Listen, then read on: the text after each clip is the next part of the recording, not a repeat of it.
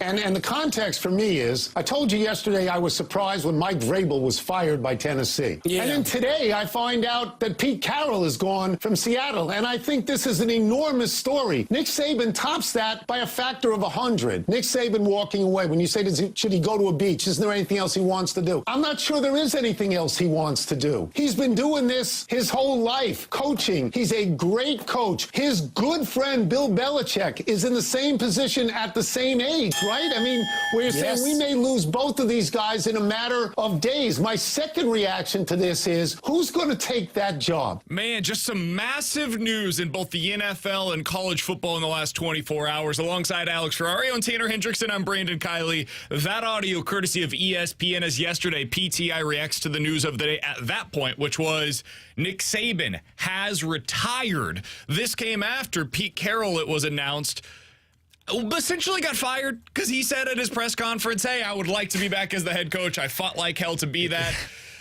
And he's not going to be back as the head coach, which means you're fired. It's the whole thing. I respect the organization that I'm leaving, but yeah, this wasn't my call, guys. Yeah, they told me you're not coaching anymore, but they kept wanting to pay me, and therefore I decided I'll go ahead and come back. So that's what took place with Pete Carroll. And then this morning it was announced, and we're watching the press conference live right now, as it appears the end of the run has come for Bill Belichick up in New England. He is no longer going to be their head coach. So now you have three of the coaches that have defined a generation of football in North America. For me, Alex, I felt yesterday like I'm officially getting old. Because these are the guys that I grew up with, man. Oh, it's not because you hurt when you woke up in the morning? Or... Well, I did yesterday, dude. I got home yesterday, and I had like this pain shooting down the left side of my leg. It was like a dead leg, but I couldn't get rid of it. Yep. And so by the end of the day, I'm just like looking up, what do you do when you can't feel your legs? And I got a lot of stuff that I didn't want to see. I had a dinner that made me feel bloated. I had to take some Pepto. That's when I felt old. Yeah, so that's a different conversation entirely. But it was more of, man, I can remember Bill Belichick in 2001, the game, nobody here enjoyed it, but the game where he kind of defined his career by shutting down the greatest show on turf. I can remember at LSU what we saw from Nick Saban, and then going to the Dolphins, having some success there that people now look back on and are like, oh, he failed. No, he didn't. It didn't work to the same degree as it did in college for him. And then, of course, going on to become the greatest coach we've ever seen in the history of college football. And then you have Pete Carroll, who played coached in what I believe to be the greatest college football game I've ever seen. The Texas versus USC game was a part of those great USC teams and was the rare college coach that translated to the NFL. And now all of these dudes are gone. Now Belichick might end up turning up elsewhere, but it sounds like Pete Carroll's done. It certainly sounds like Nick Saban is done. He's not going to coach somewhere other than Alabama. It's a passing of the guard, and it hit me like a ton of bricks yesterday where it's like, dude, these guys are historical figures when it comes to the sport that I grew up loving so much. It's going to be strange watching it without them. I saw a stat yesterday that this is the first postseason that we have seen that did not include Tom Brady or Peyton Manning. Wow. And now in the future, we're going to see postseasons that also do not include, or regular seasons that do not include Bill Belichick or Pete Carroll at the NFL level or Nick Saban at the SEC level. These guys have just been such massive figures for 25 years in their respective sports. It's going to be strange not having them as a part of it. Like, I look at each one of them in like the shock factor for me. And as crazy as it is, the shock factor wasn't there with Bill Belichick. Like, yeah, you're ending an era, but I think we all saw this coming, and we saw this coming for the last couple of seasons. It's not like this just came out of nowhere. Pete Carroll was very shocking, but it makes sense because you've been average. You kind of haven't taken that step forward that people were anticipating. The Nick Saban one shocked the hell out of me because by no means did I think somebody who basically runs the state of Alabama himself, no governor, no mayors, no, Nick Saban runs the state of Alabama, decided to step away. That's where I looked at it and I said, damn. And I don't think this has anything to do, and I heard Rick Venturi talk about it with the morning show today. Obviously with the NIL and the transfer portal and Nick Saban's old school, sure, that's probably frustrating for him. I think this is more just being 72 years old. That's what he said. He said it has to do with him being 72 and he can't put the same amount of effort into it as he did at 62, and he felt like it was time to go. I respect guys that do it that way. I respect guys that look at it that say, you know what, there's no point in me continuing to chase this, even though you are going to probably still be one of the best at what you do. I respect guys that look at it and say, like, hey, you know what? Time for me to step away. Let somebody else do this and me go out into the sunset and enjoy it the way. And I was reading some numbers on what Nick Saban meant to the university. Like, he was worth more than $1 billion to the University of Alabama for bringing out-of-state kids to that school because of a college football program. So here's some of the numbers for you. Since Nick Saban arrived at Alabama, Tuscaloosa, the city of Tuscaloosa, has grown from 89,000 residents to 110,000 residents. The student population has grown from 25,000 to 38,000. It has nearly doubled in terms of the student population at the university. Out-of-state enrollment has gone from 25% when he arrived to 58% today. Schools say sports are on their front porch, and according to this story, quote, Saban made Alabama football a billboard. Yeah. It's 100% true. Yep. Like, you think about Mizzou, right? 2007 was the greatest advertisement that has ever taken place for the University of Missouri. Yep. What happened? Well, they had their greatest football season that they've had in the TV generation. And so Gary Pinkel became essentially a spokesperson for the University of Missouri. Think about that, but tenfold for Nick Saban. And I think all three of these coaches are so different, but so similar in so many different ways. When I think about Bill Belichick and Pete Carroll at the NFL level, they were all very much in tune with what they did well, and they just did that for 2 generations, basically. Bill Belichick was the guy that ran the defense, and his defense, while it molded depending on the opponent and all of these different things, and generally speaking, like, he valued things kind of the same way. You think about what they did with Pete Carroll in Seattle. It was always that cover 3, right? They ran the same defense. You knew exactly what they were going to be doing, and it took over the NFL for basically a decade. The thing that I think sets Nick Saban apart is how he molded his teams to that era of college football. Like, when you think Nick Saban early on at Alabama, it was these hulking defensive linemen that stopped the run. It was a caretaker at quarterback with a massive running back and just this ground and pound attack. Now think of what they have become. Because he lost to Johnny Manziel, because he lost to Chad Kelly, because he lost to these guys that were primarily mobile quarterbacks, he decided, you know what? I'm going to get me one of them. And he just kept doing it. He said, whatever is hurting me in terms of what I'm doing defensively, because he's this defensive mind, right? I'm going to go out there and I'm going to make life hell for other defensive coordinators by doing that. So he goes out and puts more value on wide receivers. Now they've become wide receiver U along with Ohio State. He goes out and gets Tua, Jalen Hurts. He goes out and gets Jalen Milroe. And these guys are players that can win with their arm, but at any point in time can hurt you with their legs as well. And that is what, to me, stands out for Nick Saban above the rest. He was always willing to change. He was always willing to mold himself around what the next version of college football was. And so out of these 3 guys, he's the one that I have the most respect for, because it didn't matter what was happening around him. He was still the guy. Yeah. Even as things got harder at Alabama with NIL, transfer portal, all these different things, a lot of old school coaches, Dabo, Jimbo, guys that have been in the game for 20 years that had success when he was at his best, Nick Saban in the early 2000s, man, they've all kind of gone to the wayside, right? They've all become, hey, that guy has lost his way. Not Nick Saban. Nick Saban was the one that was able to take what he was doing in the early 2000s and translate it to the 2020s, and not just have success, got to the freaking college football playoff this year in a rebuilding season. Yeah. An unbelievable coach, the greatest to ever do it, finished in the top 10 of the final rankings every single season since 2008, lost more than 2 games one time since 2008, lost more than 1 regular season game twice in the last 13 regular seasons. Just unprecedented success. He'll go down as the greatest college coach in the history of football, and I would have no interest in replacing that dude. Hell no. I respect whoever is going to take that job, and it sounds like it's probably going to be Dan Lanning, the head coach up at Oregon.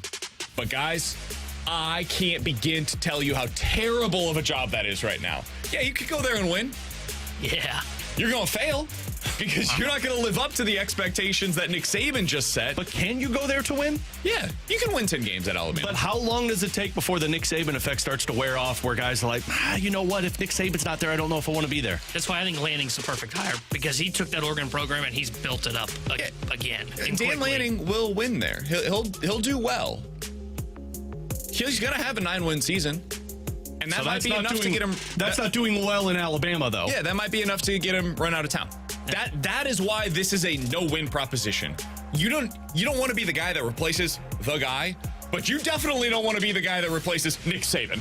That is a different level of dude that you are going to have to replace at Alabama.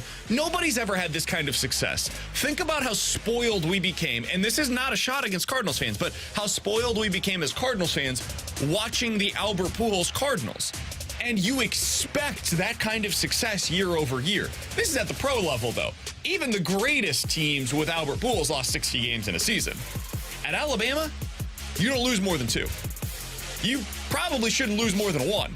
And every single time they lose, it is an event in Alabama. In Tuscaloosa, it is the biggest thing in town every single time that you lose. The wins are a relief. The losses are the single worst day of your calendar year. I wouldn't take that job. You couldn't pay me enough money. Man. You could write me a blank check and I'm not if I'm Dan Lanning and I've already got a really good job at Oregon where I'm going to be playing with the big boys now in the Big Ten. Why would I take that job at Alabama where I'm going to get like a statue built of me if I continue having the same amount of success at Oregon? And if I have this kind of success at Alabama, I'm a failure. I think it's going to have to be, or at least my thought is like, Bill O'Brien or somebody who was like underneath Nick Saban and worked with him and had the mastermind of him. That would be the ideal candidate to take the job, because it's essentially Nick Saban that you're trying to take over with it. But apparently we found out who it is now because it's BK's face. And we found out who it isn't. It's not Nick Saban? Dan Lanning apparently He's going to Mizzou as the defensive coordinator. Just sent out a tweet that said, if you're scared your coach is leaving, then come play for us. And it's a video of him at Oregon, and at the end it says, I'm not leaving. Now, I want to say, Blake Baker 2.0. I want to say, as a Mizzou fan, Alabama. I've seen this before. Yeah. It didn't end well. Well, didn't, what's his face, Shedeur Sanders do the same thing with Colorado? Didn't he put the tweet out like the moment Nick Saban left, being like, oh, hey, we're open for business, guys? While his dad is like, man, we just lost one of the greatest. His son is like, hey, come play for Colorado. Yeah, we're open. I'm shocked by this because he was reportedly in Tuscaloosa last night interviewing for the job. So everything I had heard was that he was the guy. Yeah, that's really interesting. I wonder if Mike Norvell becomes the top target for Alabama now. He doesn't have a big buyout. Hire? If you're Alabama, money's no object. Who do you go after? Nick Saban. Obviously, that's not an option. I mean, you know who I would target? I don't think he would leave because he's in a great spot moving to the SEC already. I'd go after Texas head coach Sarkisian. Wasn't he the one that was there? Yeah, he got revived under Alabama. Why would I leave Texas? It's a better job. I'm being honest. It's a better job than Alabama. If I had a blank check, who would I go get? Sarkisian's the guy. Now, let's say, who would you go get if we think about this rationally and believe that they're going to actually leave for your job? Is it Bill O'Brien? No, I'm not hiring Bill O'Brien as my head coach. Why not, Alabama. Man? Did you see what he did in New England this year? Yeah, it doesn't matter. Bill Belichick was his coach. He's a washout. I think it's Norvell. I think Mike Norvell's the target because reading everything in Florida State, I mean, I have not seen if he's unhappy at Florida State. I mean, hell, he could have gotten to the playoff this year. But he didn't. He's built up that program. And you think of the uncertainty with Florida State now, where they're dealing with legal issues with the ACC to try and leave. If I'm Mike Norvell, I go, man, I don't want to be a part of this show that's going on right now. I want to go build a football program. I've proven I can go do it. I'm going to go take my payday, and I'm going to go to Alabama. Another one, and I don't think he would leave, and it is probably a better job. I wonder, and there's no connecting them. I wonder if Ryan Day would say, hey, I would want to go. So I thought him at Oregon if Dan Lanning left. Oh, that's interesting. I don't know that you could hire him at Alabama. At Oregon, I think he's the type of candidate that you could consider. Alabama, I think, has to go bigger than that. But, man, I don't know. It's not a lot bigger. That's the problem. Exactly. Eli Drinkwitz. I don't think that they'll make that call, but I mean, at a certain point, I think their last call is Lane Kiffin. I think Lane Kiffin is the bottom of their list, like where it is. If we strike out on if we strike out on Sark, if we strike out on Dion, do you consider it? Yeah, I don't know. I don't Deion's think he going fits either. Alabama, but I wouldn't because, like, I'm not sure how well he's going to do even at Colorado. I'm with you. It's just man, I thought Dan Lanning was the guy. I thought it was. I mean, if you want the set. excitement, Deion's the guy. I don't know if the coaching matches it. And like you said, now you're going to run a Deion Sanders out of town, which I don't know if you want to do if you're college football. You call football. DeBoer, you make him tell you no. He's going to tell you no because he's a Pete Washington DeBoer? guy, different guy. Man, that is really interesting. You call Brian Kelly, he'll tell you no. I don't know who they end up calling after that. Because I genuinely believe most of the guys that we immediately think of would say no. Because they're already in really good spots where they're not having to live up to the Nick Saban expectations, and they're getting paid just as handsomely as they would if they went to Alabama. So I'll go back to Bill O'Brien then. I'm trying to figure out, like, who's the coach that feels like he's reached his ceiling. James Franklin? That's kind of where I would. But if I'm Alabama, you can't hire Franklin. I agree. I mean, he fell out in Penn State. Notre Dame, I know that their coach was mentioned. What's his name? Why am I drunk? Freeman? Yep. Is his name? He hasn't shown enough, in my opinion, to be a top target. Dabo's the one that I would keep an eye Absolutely on. not. I don't think he's a great hire for Alabama either. Because he hasn't adjusted to the times like Saban did. I think you're right. I think it's Norvell. Norvell has to be the guy, and you got to make him a Godfather offer, because at least at Florida State, that is a worse job objectively than what you can do at Alabama. I mean, we just saw it. You went undefeated in the ACC, and I understand like everything that surrounded that. There's a lot of context that is important here, but you went undefeated in the ACC and you didn't make the college football playoff. Your school is trying to pay hundreds of millions of dollars to break their contracts with the ACC to go to the SEC. There's no guarantee that works. Go to Alabama. You're in the SEC. You can win championships there. And if you're Mike Norvell, you're getting a blank paycheck. Go win. You have ties to the Southeast. Like that's probably the move if you're Alabama. And if he says no, maybe they do. I pushed back. You guys heard me this morning mightily against the idea of Lane Kiffin. You're going to get to a certain point on your list where you say to yourself, and everybody looks around the room that are in these like booster meetings and saying, do we call? Do we give Lane a call? Do we consider it? And at some point, that will probably be the best answer on the board, for better or worse. All right, alongside Tanner Hendrickson and Alex Ferrario, I'm Brandon Kiley. Coming up in about 15 minutes or so, Joey Vitale, Blues analyst for 101 ESPN in Bally Sports Midwest, joins the show. But coming up next, the Blues are finally making a change on the power play. How much do we expect it to change things on that unit, though? We'll talk about it next year on 101 ESPN.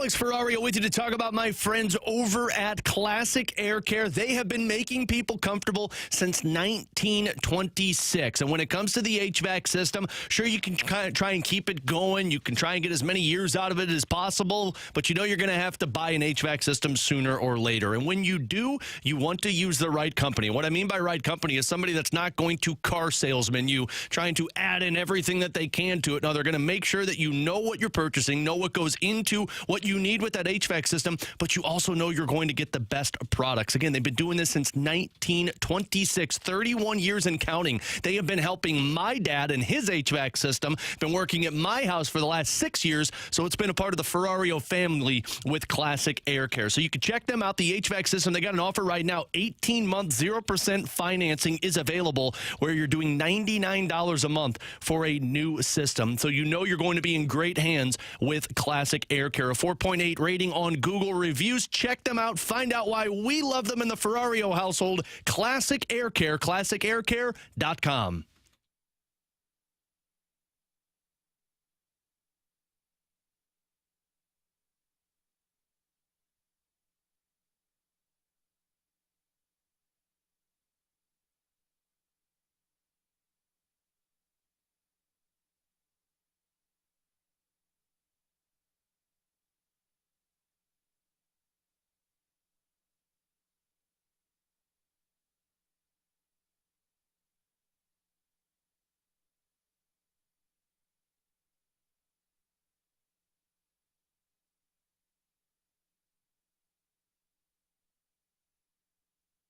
We have to score. That's, we have to have a mindset when we step on the ice that we're looking to score goals. The chances have been there, the opportunities have been there, but we aren't finishing on those chances, and we have to finish. There's, they go 1 for 3, we go 0 for 4. And that could have been a tied game going into the third. We could have been up 1 if we finish on our chances. And we had the chances, but we have to have a mindset that we have to step on the ice and we're looking to score. Alongside Alex Ferrario and Tanner Hendrickson, I'm Brandon Kiley. That was Blues interim head coach Drew Bannister after the game the other night, talking about how the Blues power play has to start converting their chances into goals. Unfortunately, Alex, they did not do that the other night, and now they're making changes. Finally, it's long overdue, but they decided to make them nonetheless. Alex, on the top power play, what you're going to see is Jake Neighbors with Kyrou, Buch, and Thomas, and then Parayko is going to be your point man. Yes. Because they want to see somebody on the point that is actually going to shoot the puck. We did it, guys. We got him there. I will be curious to see how this goes.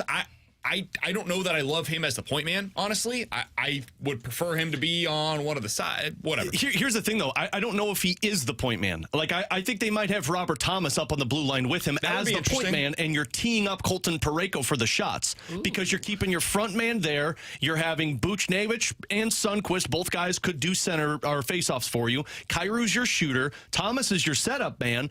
And Colton Parayko's your one-timer. Like, that's what, at least me looking at it, saying, like, that's what they're trying to get at right now. I like the idea of that a lot better. But we'll see. We'll see what it looks like. At least, at a very minimum, they made changes. Yeah. And then on the second unit, it's Sonny, Shin, Hayes, Krug, and Perunovic. I'll be very curious to see how it works with Krug and Perunovic being on the same units together. That's the one I'm surprised by. I would have probably put Perunovic and Parayko on that number 1 unit and taking one of Kyrou or Buchnevich off of them. That's what I would have done as well, but we'll see. I mean, again, I like that they're at least making the changes.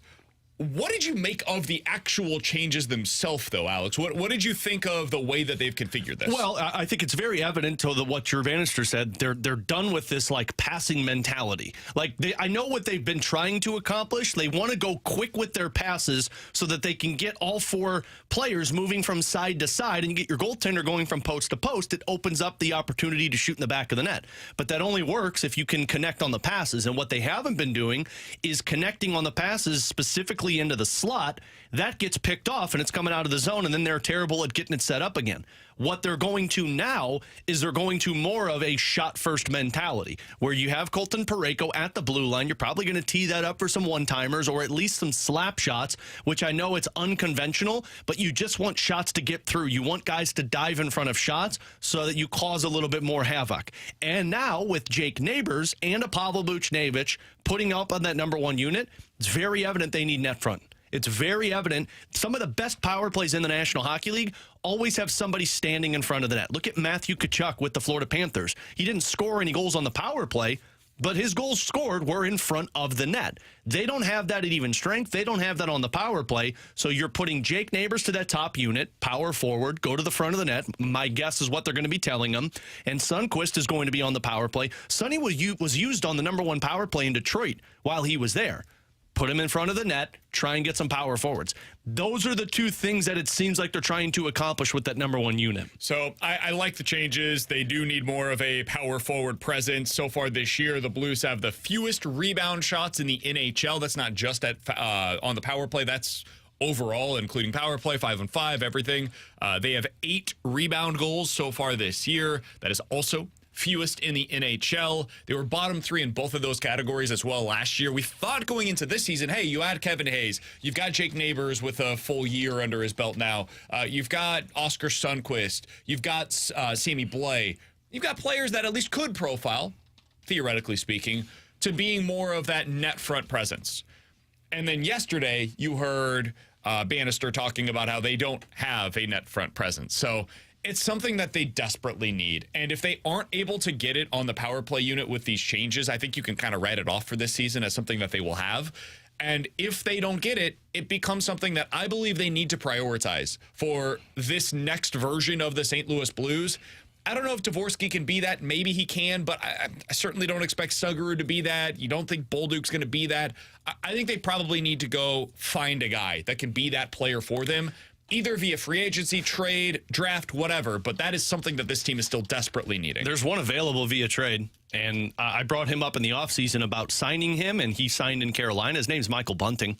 I don't know why he's available via trade, according to Carolina. I think Friedman had it. Sportsnet's article had it as well. But you look at now, He's only got 9 goals a season in 39 games, but the last 2 seasons he was a net front presence with Toronto, 23 goals back-to-back seasons. He's 28 years old, and I believe they signed him to a $4.5 million contract. So money in, money out. That's how the Blues work right now. Right inside. Yeah, but you need to get power forwards. For the power play to start working, you got to start getting guys who have the ability to one-time the puck. You got to start having guys who can quickly make that shot, but 5-on-5, specifically in your top 6, if none of these guys are willing to be power forwards, i.e. Brandon Saad, Jake Neighbors, Pavel Buchnevich, Braden Shen, even a Kevin Hayes, then you're going to have to go out and find that guy because you don't have many of them. Heck, you don't have any of them in the system right now in terms of forwards that are power forwards other than Jake Neighbors. He's Alex Ferrario. That's Tanner Hendrickson, and I'm Braden Kiley. Coming up in about 15 minutes or so, we'll get to questions and answers. 314-399-9646 is the Air Comfort Service text line to get your questions in. But next, Joey Vitale, Blues analyst for 101 ESPN. Want to get his thoughts on the Blues power play and what he's anticipating from it tonight. Next here on 101 ESPN.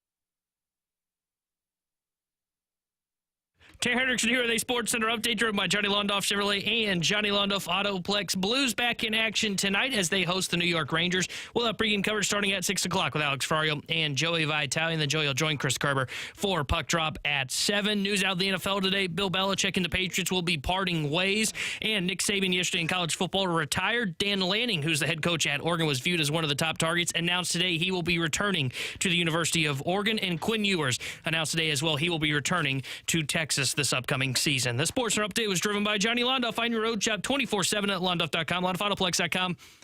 Are you kidding me?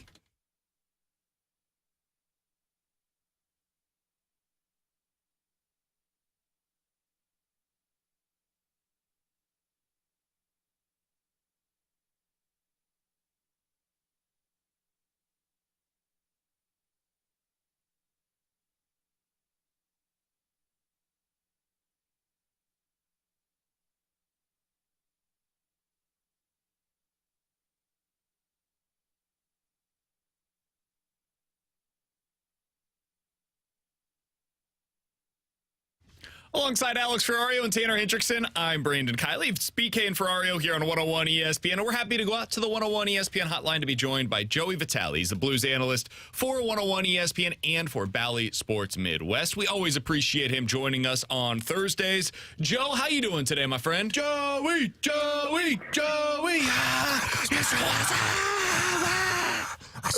Going great. BK, never been better, buddy. Taking on life's challenges one day at a time, and just got to get to lunch. I wake up every day. I say to myself, look myself in the mirror, brush my teeth. I say, you just got to get to lunch. Just get to lunch. Every That's day what I say Alex that. is telling himself right now. Yeah. Joe, you want to have a life moment with me right now, buddy? Let's do it. So my wife just texted me. She's home with the girls right now. This is the text I received. So don't panic, but I flooded the laundry room. That is exactly the reason to panic. That's what I said. I said, how do you start a text that says, so don't panic, but I flooded the laundry room? Cool. I just got to get to lunch, Joe. I just got to get to lunch. The problem for us is our lunch is a little later than most people, Joe. I don't have lunch. Yeah, that's a good point. Yeah, see, mine's at 11:45, so I'm moving it up 15 minutes. Yeah, and you know what?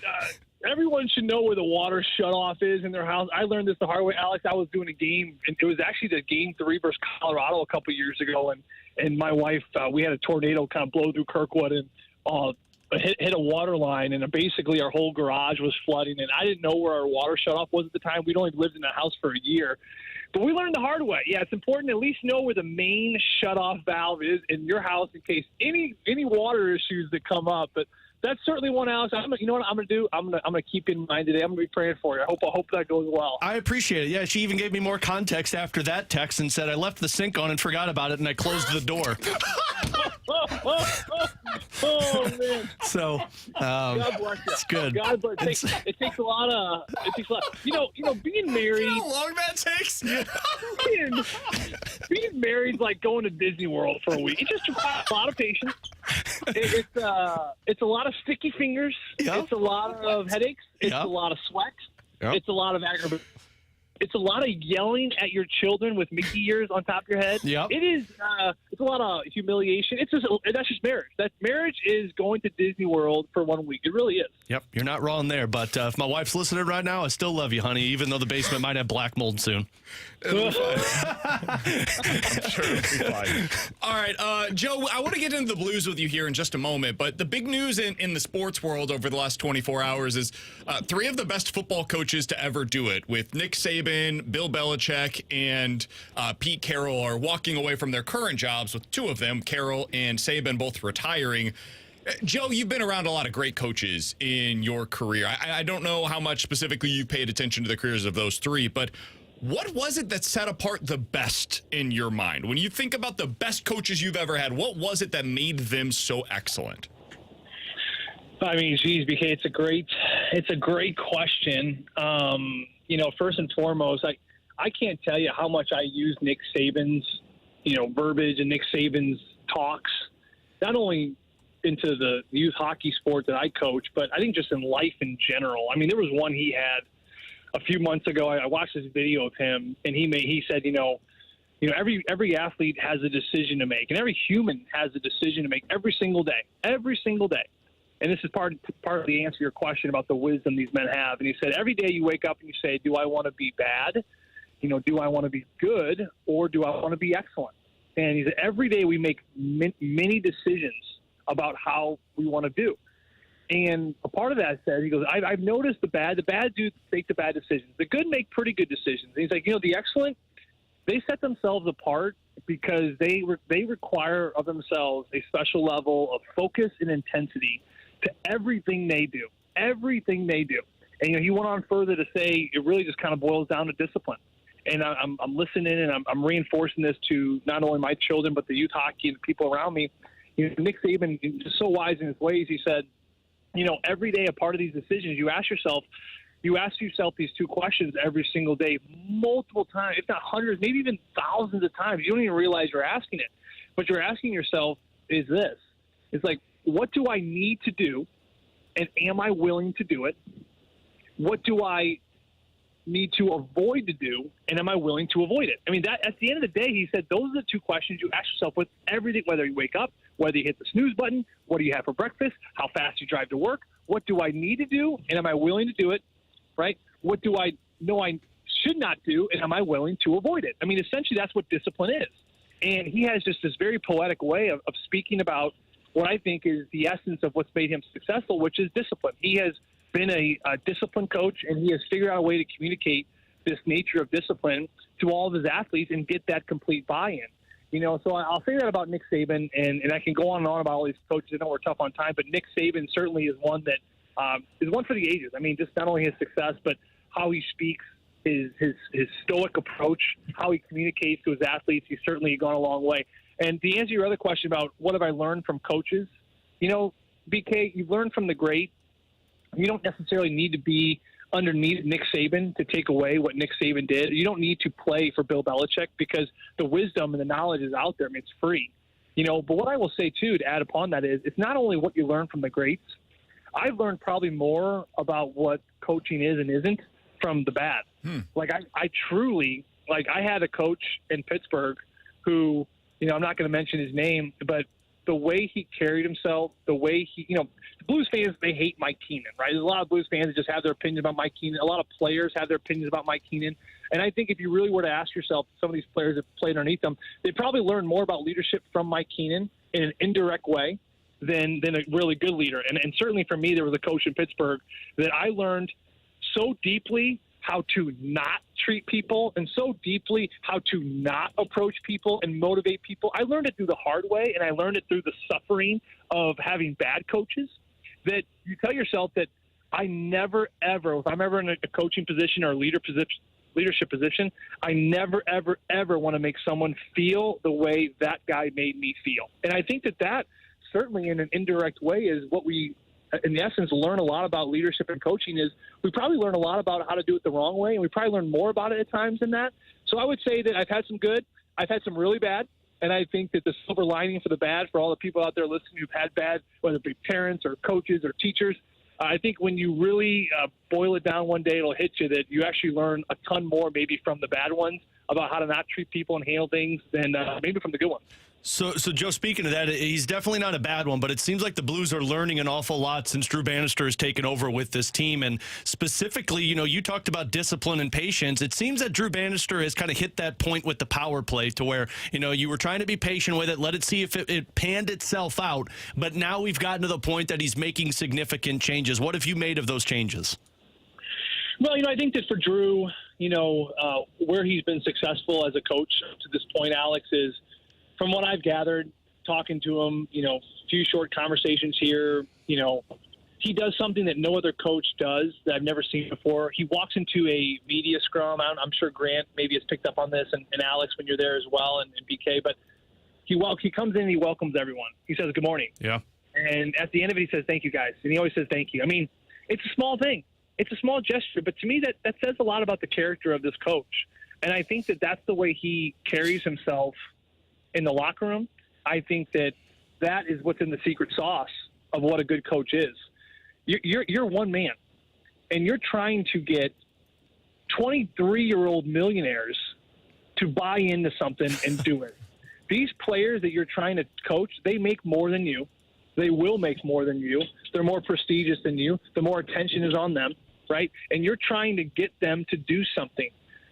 I can't get my wife to unload the dishwasher, and my wife can't get me to scrub my bread pans when I'm done making my bread. I mean, and we're married. Like, it's challenging to get kids who are making $8 million a year to do something, right? So how do you do it?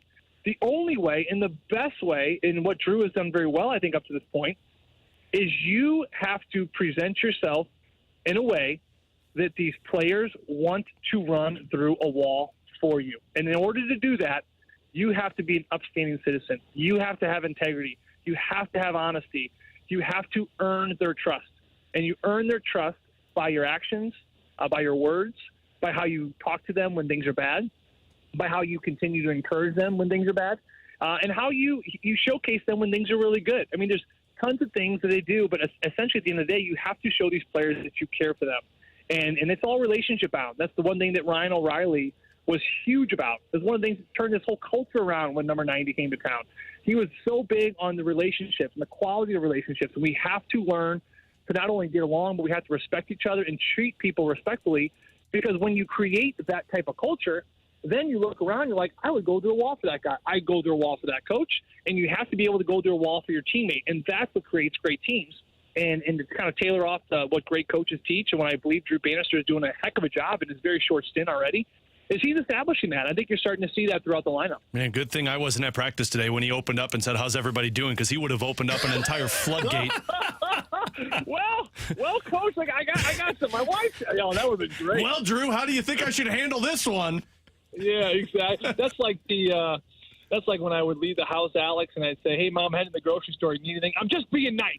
I'm just trying to say, hey, I'm a good person without trying to do anything. Don't you get that? Like, yeah. But, as a matter of fact, yeah, we need bechamel. I need flour for that. I'm like, oh, my God, I should not have asked. Yeah, Mom, I was just trying to be nice. I'm not getting anything. You get milk and that's it. That's it. 2% milk and nothing more. Hey, Joe. Come on. I want it. And pick up your skateboard. Pick up your skateboard. Joe, enjoy the game tonight, man. Appreciate the time as always, my friend. Really good insight on coaching, by the way. That was really great definitely. stuff. Yeah, appreciate you boys as always, and you guys have a great rest of your day. Get to lunch, Alex. Get to lunch, BK, and Tanner. You guys do the best you can, and just take it one meal at a time. That's all we can buddy. do, man. Congratulations on making it to your lunch. We'll try to do the same. That's Joey Vitale, one of the best. Always appreciate his time. You can find him on Bally Sports Midwest and on 101 ESPN, where you'll hear him on the call tonight for Blues versus the Rangers. Chris Kreider coming to town. Pregame with Alex. Blues are going to shut him down. Puck drop with Curbs and Joe coming up at 7. Coming up in about 15 minutes or so, Sonny Gray, top 10 pitcher in Major League Baseball. Certainly seems that way, according to MLB Network. We'll let you hear the latest on that coming up in about 10 minutes or so. But next, we've got questions and answers and some updated numbers on what the Cardinals are going to be paying one of their outfielders for the upcoming season here on 101 ESPN.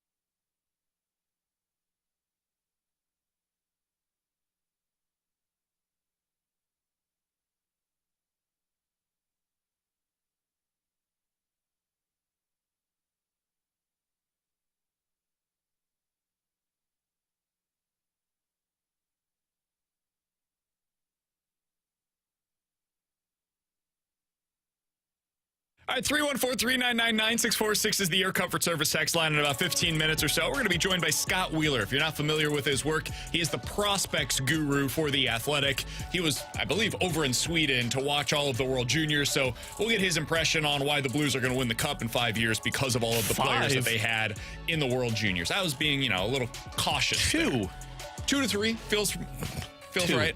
So Scott Wheeler is going to join the show in about 15 minutes or so. But let's get to questions and answers. 314-399-9646 is the Air Comfort Service text line. Before we get to yours, Alex has a question today. I got a question for you and all of our listeners out there. According to Pierre LeBrun and Elliot Friedman, Corey Perry is available to sign with any team right now. Was never barred from signing, but after all of the stuff that went down with Chicago, he's available. Do you consider him in St. Louis? So, No. Net front presence? Veteran? I have to do this. Nightmare. I have to separate the on ice from the off ice because nobody knows what happened off the ice. And PR Nightmare with one team. He's been in the league for 20 plus years. PR Nightmare because it just happened. Like if he had been on 4 different teams since then, you could get away with this. But again, the Blackhawks were so hush-hush about what actually took place. It's hard for me to sit here and tell you, yes, absolutely, the Blues should do this. They should look into it. But if I'm Corey Perry, I'm not signing with the Blues, to be honest with you. If I'm Corey Perry, I would like to sign with a contender. And if contenders all tell me no. I don't know. You'd signed with Chicago. Fair. That was for money, though. I mean, they paid him well over what he was probably going to get anywhere else. But to answer the question directly, from a pure on-ice perspective, do I think Corey Perry is a smart investment for the Blues? Yes. From an off-ice perspective, would they do it? Should they do it? I don't know. I'm not qualified to answer that question because we just don't know what happened here. But yeah, I find it to be interesting from a purely on-ice perspective. He's exactly what they're looking for a winger. I as much as I brought it up, and I think on-ice, yes, no.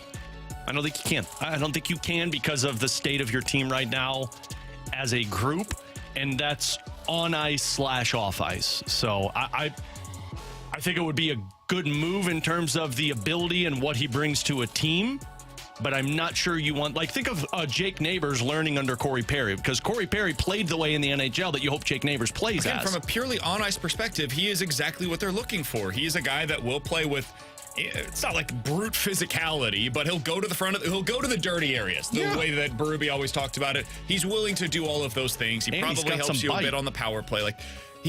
He definitely helps you. He's better than Verana, for example. He allows you to put Toropchenko or Sundqvist back on the fourth line, both of whom should be on the fourth line. I'll do some JP Morosi for reporting for you guys. Doug Armstrong was the GM or a part of the management group for the 2 gold medals that he was a part of, or at least the teams that he was a part of with Team Canada.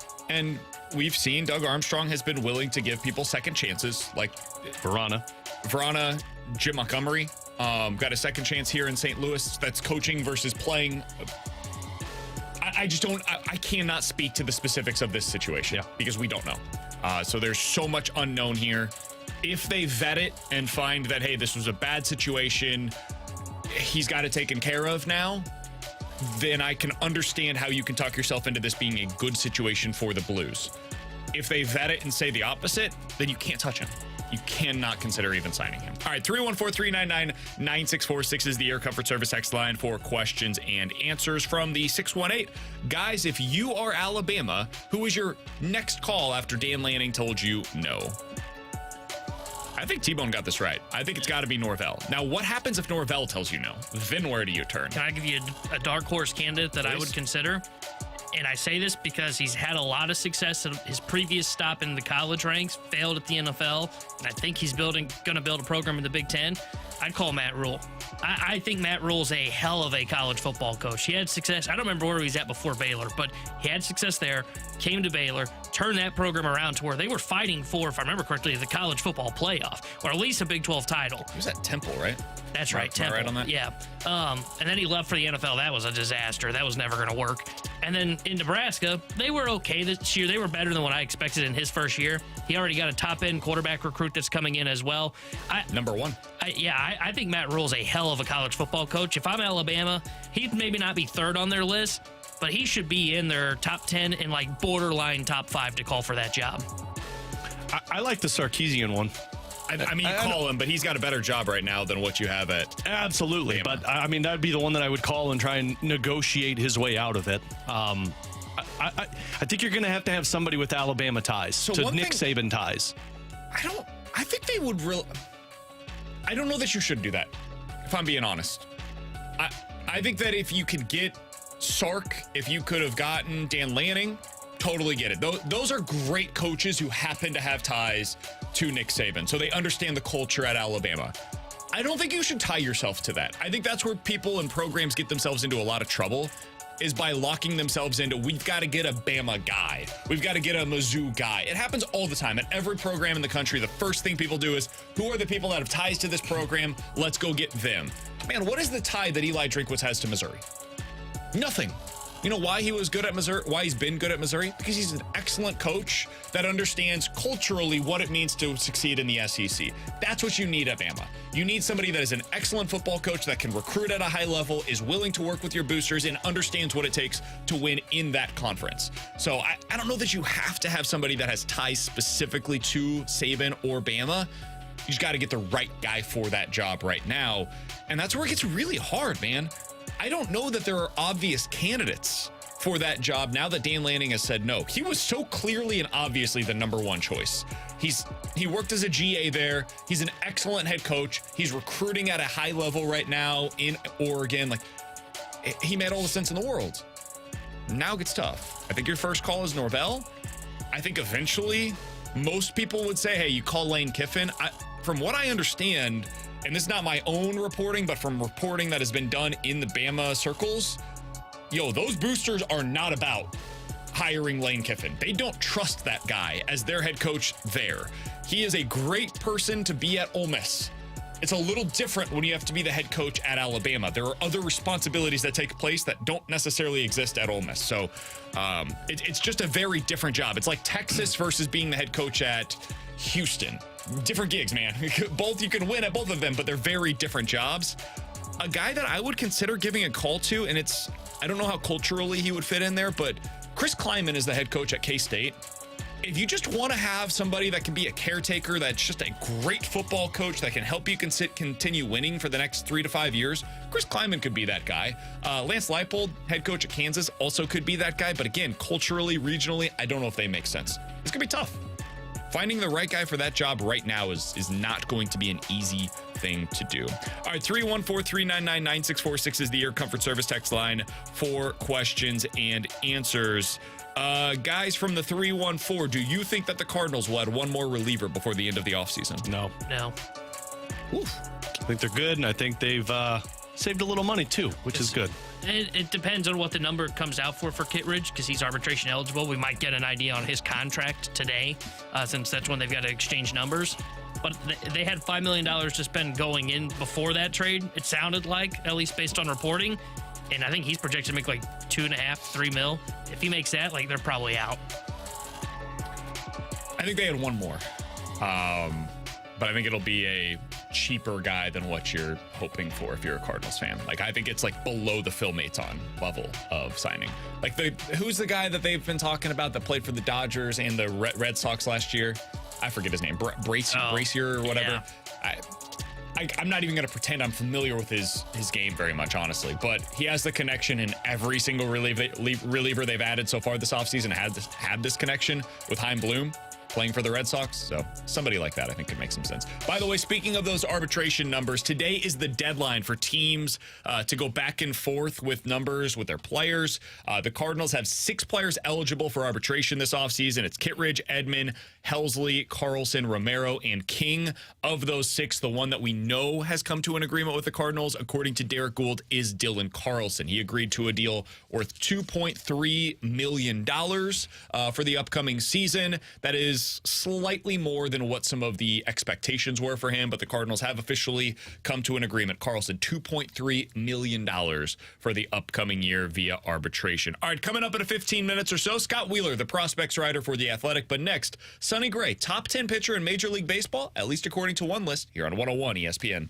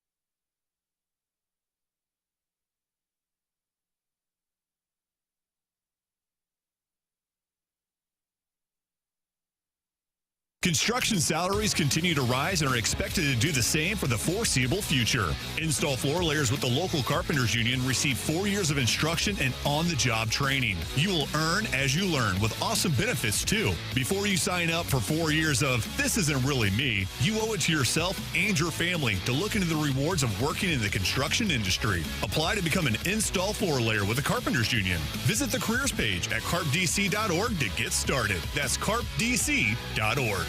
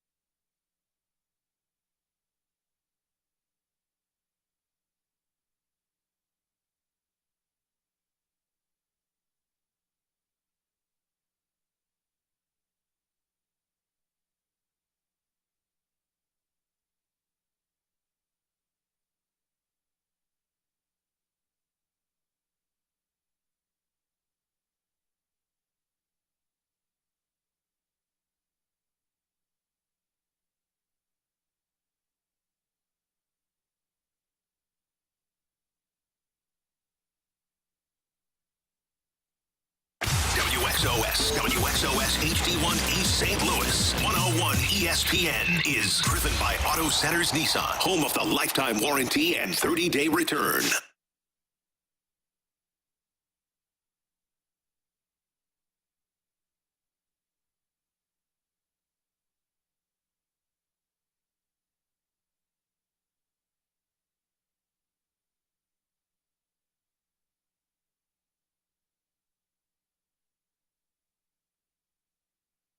At number 10, from the St. Louis Cardinals, Sonny Gray. Gray comes off another solid year. He threw 184 innings for the Twins. That's a good number. Finished with a 2.79 ERA. He was fourth in baseball in park-adjusted ERA. And that 184 innings was the most he's thrown since 2015 when he was with the A's. Gray is now going into his age 34 season, starting a 3-year deal with the Cardinals. Here are his impressive rankings from last year, including a number 1 in baseball in fielding independent pitching. That is what it sounded like the other night as it was announced Sonny Gray, number 10 pitcher in all of Major League Baseball. Alex, the way that they do this, everybody's got a little something different on their list of, hey, who are the best pitchers in the sport right now, according to Major League Baseball? They've got analysts that do it. This is based upon the Shredder, which is their projection system and all these different things, right? They take into account all of the different nerdy numbers, all that stuff. The list looks, relatively representative of what I would personally have it as well, which doesn't mean necessarily that it's right, but I feel like it's in line for the most part with what we would think. Number 1, Garrett Cole. Number 2, Corbin Burns. And from there, Zach Gallen, Justin Verlander, Blake Snell, Zach Wheeler, Spencer Strider, Logan Webb, Max Fried, and then at number 10, Sonny Gray. Again, you can disagree. You can put different guys at different spots in this order, but relatively speaking, I think it's pretty much what you'd expect. I do think it's interesting that it seems like nationally people have a different perspective on Sonny Gray than what we have here locally, Alex. And I think it's because we were so excited about the idea of an ace with a capital A next to his name that can lead this staff. So maybe that would end up looking like Phillies, Aaron Nola. Maybe that would look like Blake Snell, who just has these crazy strikeout numbers, won the Cy Young this year, all these different things, right? Maybe that would look like Framber Valdez. Maybe that would be somebody else that you go via the trade market, Tyler Glasnow. Sonny Gray doesn't look like a guy that you would think of as an ace. He's not the guy that goes to the postseason year in and year out, that goes out there and shoves. And so locally, we look at it, we're like, man, that's the guy. But Alex, I looked the other day at some of the comparisons for Sonny Gray since the year 2019. So this is not just based on the 1 year last year where he was awesome, right? I think a lot of people look at it like, walk year, had a great season. That happens. We know how this story ends. No, Sonny Gray's been great since the 2019 season, since leaving New York.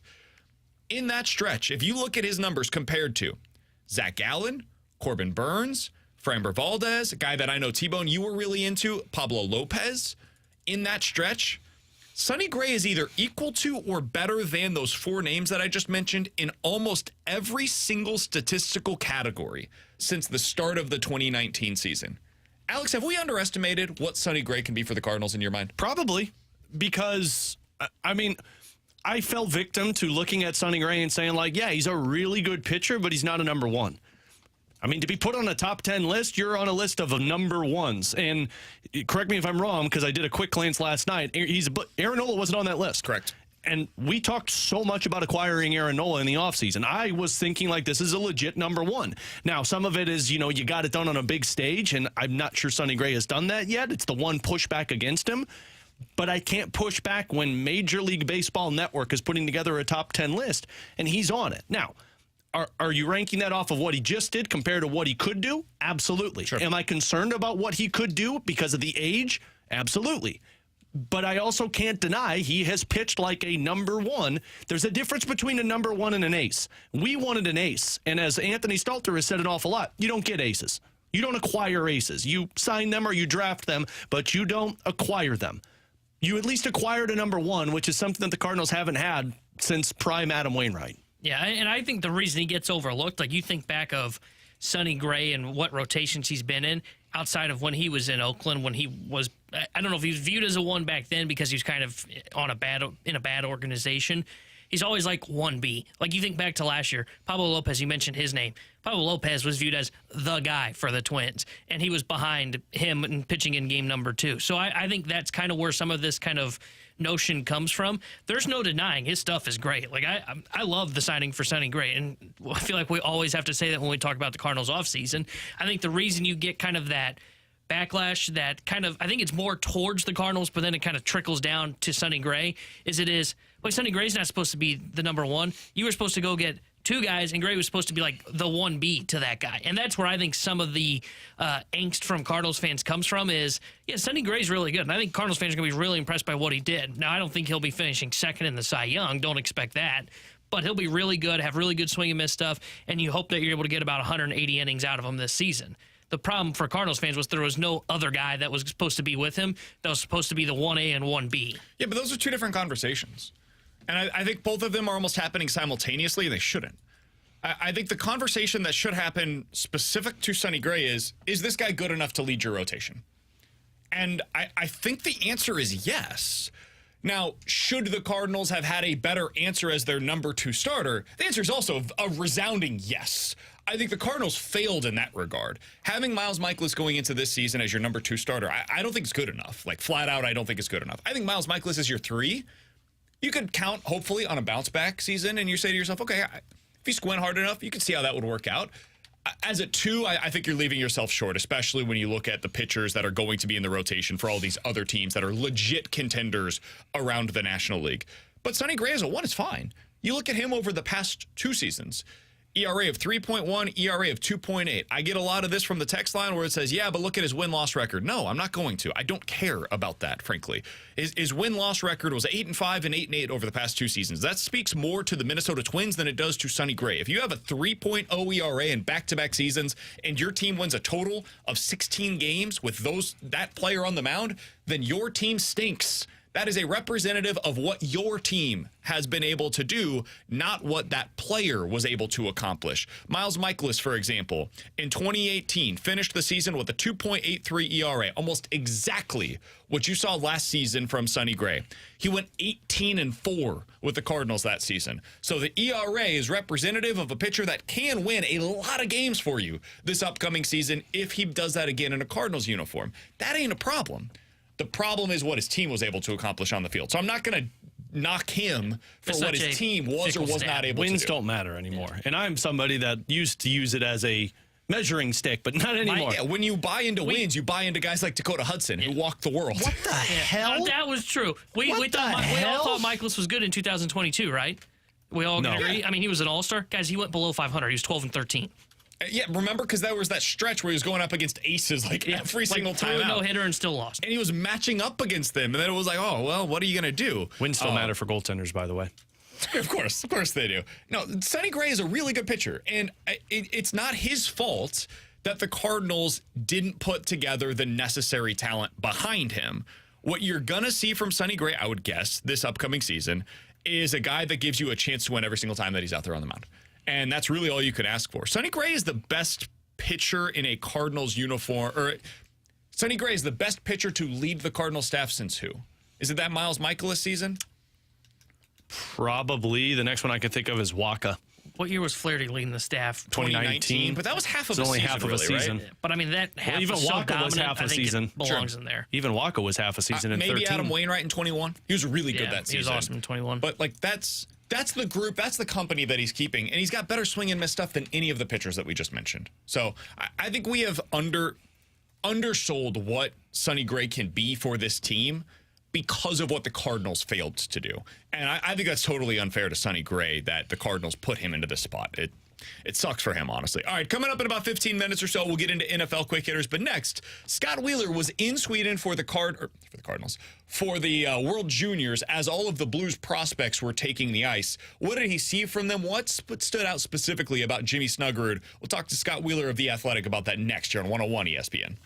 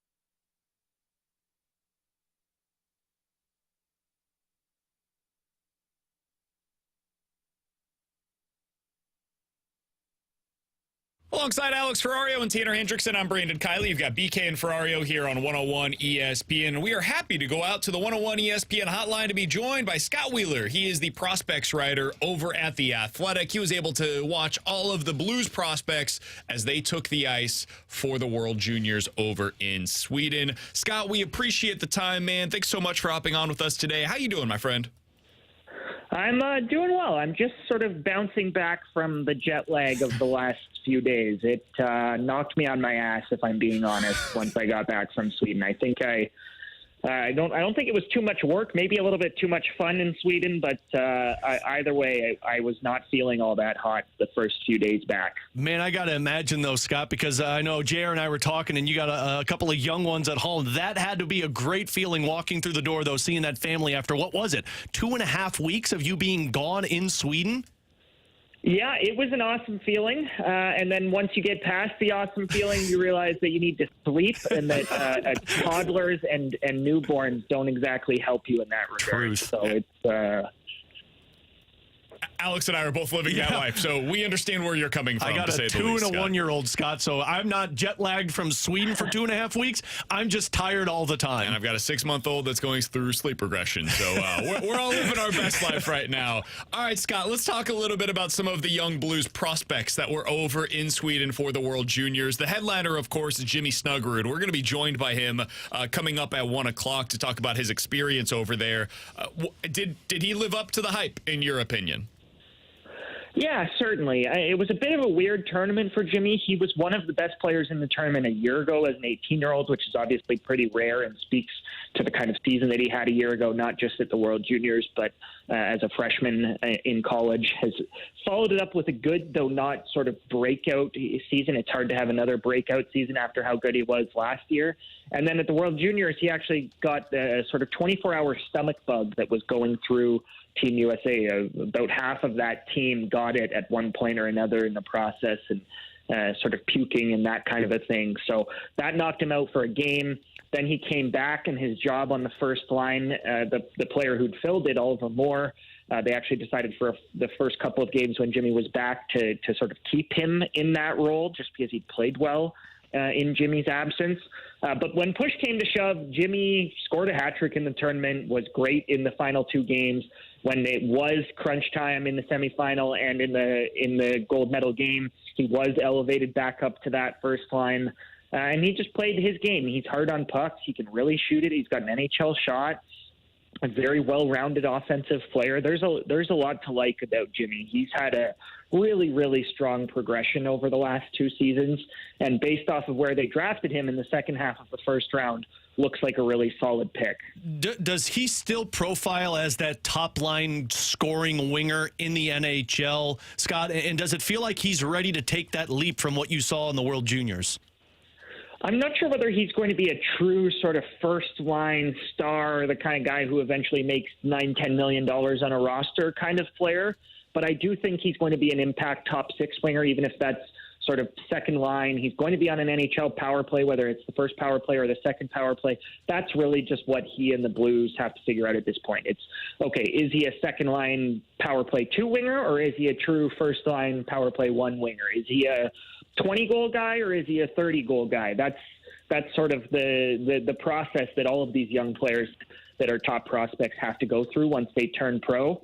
As far as turning pro, I do think that he's right there, and I expect that at the end of this season he's going to turn pro, and that before this season is even done, you're going to see him in a St. Louis Blues uniform playing in NHL games, and they're going to put him to the test and see what they've got before a proper season next year with a full training camp and all of that. So I expect him to get the typical sort of top college player treatment in terms of sort of jumping right into things once his season at Minnesota is done in the NHL. Scott, all of these guys are different, and the timelines are different around them. We saw with Jake Neighbors, he was very ready for the NHL game basically immediately. Now, he's not a guy that projects to be a 30-goal scorer, but he's got that full 200-foot game, and it's worked out so far for the Blues. When it comes to Snuggerud, how do you feel like his game will translate early on to the NHL level? Does he have the 200-foot game that's ready for that? Similarly, yeah, I do think him and Jake are very different players, but at least in terms of the readiness piece of it. He's not one of those sort of 5'10", 5'11" skinnier kids. We're talking about a 6'1" winger who's filled out his frame, and you run into him around the rink and he looks like a professional already in terms of the physical maturity, and he stays over pucks and he's hard on pucks, and he can play the puck possession game on the cycle. He's not just a sort of one and done offensive talent. So in that way, I think he'll handle it just fine, and he won't look out of place like some young kids do when they first make the jump. I know you do a lot of comps on The Athletic when you're evaluating these guys, but what's the comp, at least currently, that comes to mind when you think of Snuggerud, Scott? Ooh, good question. I think you'll see him sort of like a Brock Nelson type, maybe, somewhere between sort of Brock Nelson, TJ Oshie comes to mind, Brock Besser maybe at the very top of his ceiling. Brett Besser's obviously a 6'1" scoring winger who has scored 30 goals in the league kind of thing and has become a really good quality top six winger for the Canucks. Nelson's a very well-rounded sort of top six winger who's had a really nice career for himself with the Islanders. That's the kind of caliber of player I think you're hoping for out of Snuggie. The next player that I wanted to ask you about was their first-round pick from this year, and I could go in a number of different directions with this because they had three of them, but it's Dalibor Dvorsky, who was the top pick that they had this season. He had a weird start to the season this year, as you certainly know, Scott. Ended up going over and played with the pro team, barely got playing time there, has come back over to North America. What did you see from him in this tournament? Yeah, a bit of an up-and-down tournament for him. He had some really high highs. I thought he was absolutely tremendous in Slovakia's last two games of the tournament, that being their quarterfinal, which they nearly won, in which he made two huge plays on goals in, and in their final sort of pre-tournament game. It was a disappointing, or not pre-tournament, final preliminary round game. It was a disappointing score in the end against Team USA. Team USA really ran up the score in the third period.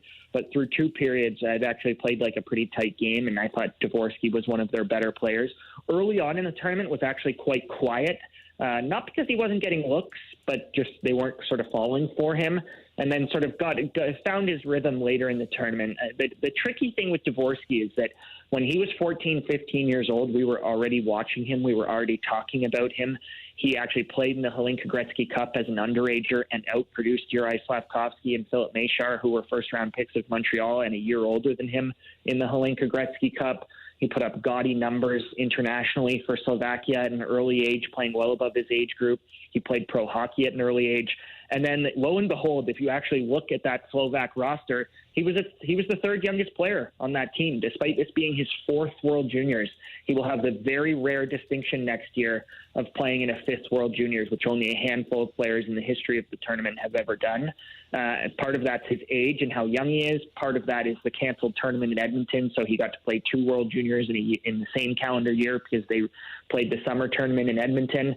But lo and behold, he's sort of accomplished a lot. Obviously had a tough go of it in the SHL. Wasn't getting played even last year in Hockey Allsvenskan, the tier below the SHL in Sweden. Took him some time to sort of figure it out and figure out the pro game. His skating still needs a little bit of work, and that's been limiting when he's played at pro pace. But at the junior level and when he's with his age group, and we've seen it with the Sudbury Wolves in the OHL since he came over to North America, he's a extremely, extremely dynamic offensive player. He can rip the one-timer on the power play. He's a great passer and puck protector, sort of that classic sort of, not to compare him to guys like Sidney Crosby but or Jaromir Jagr, but that classic ability to turn his back on defenders and protect pucks and make it so hard for them to reach in on. And then also a very detail-oriented center. He's great in the face-off circle. Coaches trust him. So there's some skill and some reliability there. I think ultimately that will carry him to the NHL. I've spoken with several people over the years about Dalibor, and the one name, and Blues fans will find it a familiar one that actually always comes up, is sort of Ryan O'Reilly, who was also not just a below-average skater, but I would argue a pretty poor skater throughout his NHL career, and was still an excellent sort of top six player in the NHL, and has become a really good sort of third line player over the last couple of years. So that's kind of the comp for Dvorsky, a very detail oriented player, a lot like O'Reilly. I think he might have a little bit more power play oomph to his game than O'Reilly did. But that's sort of what you're hoping for in terms of what his projection is. And then, Scott, the two guys that really kind of came out of nowhere in this World Juniors tournament were the two players that the Blues drafted late in that first round in the 23 draft. It was Stenberg and Lindstein. Now Stenberg, I think there was some hype going into it, but Lindstein, a guy that joined the team because of an injury and was one of Sweden's best players at the end of it. Yeah, Theo Lindstein was on my All-Star ballot. He was one of the two defensemen, along with Lane Hudson of Team USA, who was on my ballot, and I think deservedly so. He was ultimately voted one of the tournament All-Stars, right? So just a phenomenal tournament for Lindstein. They actually had two injuries, and so he wasn't even the backup plan. He was the backup to the backup plan. Wow. They had two defensemen who went down with injuries before he got a look. He then jumped in. He almost immediately replaced Anton Johansson, who was a 19-year-old Detroit Red Wings prospect. Johansson became the seventh defenseman almost right away because of the way that Lindstein played and his limited ice time that they gave him through the pre-tournament. So he started in the top six, started on a sort of middle pairing even in the top six, was playing 18 minutes early in the tournament, and then 20-plus minutes by the end of the tournament. He led that Swedish blue line in points. It was impressive, especially for an 18-year-old, and especially for the player type that Theo Lindstein is. He's not and has never been this sort of dynamic offensive defenseman. He's always just been known as sort of a really solid, sound, two-way type, projects as sort of a third-pairing guy, a reliable third-pairing guy in the NHL. That's kind of always been the way that people have talked about Theo. So to see him make some plays and show some offense in the World Juniors, that was the most positive outcome for me. Stenberg's a player that, as you mentioned, you kind of expected a little bit more. Still impressive to stand out as an 18-year-old in a 19-year-old's tournament. Both of those players are eligible to be returnees at next year's World Juniors in Ottawa. Stenberg has been a top player in his age group all along, as has Lindstein, but Stenberg really has sort of been the catalyst of that 05 age group. And that line that he played on with David Edstrom and Felix Unger-Sorum was a line not just at the World Juniors, but also for Sweden at the Under-18 Worlds last spring in Switzerland. So the Stenberg playing well, I don't think was as much of a surprise, but certainly Theo stepping in and becoming a really important piece of an excellent Swedish blue line. That was a big deal for him. We'll get you out of here on this. My final question, at least, Scott. We're talking to Scott Wheeler, who's the prospects writer for The Athletic. You can find him on Twitter at Scott C. Wheeler, at Scott C. Wheeler over on Twitter. When you think about the Blues prospects overall, you kind of look at the big picture of this, the big picture landscape, and they're going through this retool. How do they stack up against some of the other prospect pools in the NHL right now? Well, it's a very timely question because, not to plug The Athletic here, but I do all 32 prospect pool rankings just once a year, and they are set to start rolling out in about 2.5 weeks' time. So I've got the list right in front of me, and I won't play spoiler here, but it's a good group. It's an above-average group in the league. It's a sort of potential top 10 group in the league in terms of where things are at now. And I've got to be honest, it hasn't been like that. It hasn't looked like that for a long time. They were always sort of, I've been doing this project for a number of years at The Athletic, and they were always sort of in the back half of the league. They were never sort of at the very, very bottom, but there were times where even the picks that they did make, and I like Samuel Bolduc, and I like Jake Neighbors, but they weren't sort of premium pieces. Now suddenly you've got Snuggerud, you've got Dvorsky, and there's more depth within the pool with guys like Lindstein and guys like Stenberg, and we didn't even talk about Juraj Pekarczyk, who I thought played well as an 18-year-old for Slovakia. So there's more depth, there's more talent at the top. Their pool is in a better place than it's been in a number of years, no question. And final one for you, Scott. We really appreciate the time. You know, going into this upcoming year's draft, who knows where the Blues are going to finish, but I've read numerous places talking about how this year's draft is the year for top pair defensemen. And, of course, in St. Louis, we talk an awful lot about the defense and looking for that next guy. In your opinion, does this draft provide a lot of top pair defensemen? Yeah, this is a really, really unique draft in terms of the makeup. You've got Macklin Celebrini right at the top, and then it wouldn't be a surprise to see in the top 7 or 8 picks after that, see 5 or 6 defensemen taken. That's very rare. Yeah. Really, the only time I've been doing this for a little bit over a decade now, and the only time that's ever happened in my time doing this is the very first year I covered the draft on a full-time basis, which was back in 2012 with Morgan Riley and Matt Dumba and Hampus Lindholm and all of the very talented D that went at the top of that draft, and in hindsight were the best players in that draft after Alex Galchenyuk and Neil Yakupov kind of flamed out, right? So this draft has that same feel. Certainly Celebrini is a much better first overall pick than Neil Yakupov was, but it's after Celebrini that I think is what we're going to talk about long term with this draft. Last year's draft, it was really just David Reinbacher, who was expected to be a top sort of 10 pick. There were others. Dmitry Simashev was a top 10 pick, and Tom Willander was picked just outside the top 10 by the Canucks.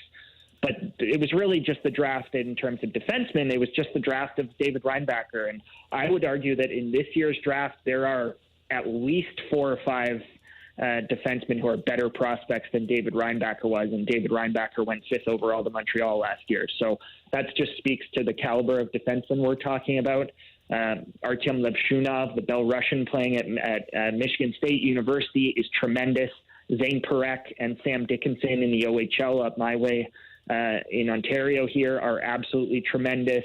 Zeev Buium, we just saw star at the World Juniors as a 17-year-old for Team USA, and he's having a historically good season as for a freshman defenseman at Denver.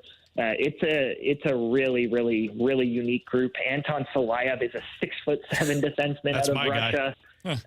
There's a lot to like about the top of this draft on the blue line, and there's going to be some teams that are going to get some cornerstone guys for their back ends. Hey, Scott, appreciate the time, man. People can find your work over at The Athletic. We'll certainly be paying attention, watching out for those prospect lists, the rankings that will be coming out in the next couple of weeks. We'll be following you on Twitter at Scott C. Wheeler. All the best. Thanks so much for all of the great content today. We'll talk with you again soon. Get some sleep.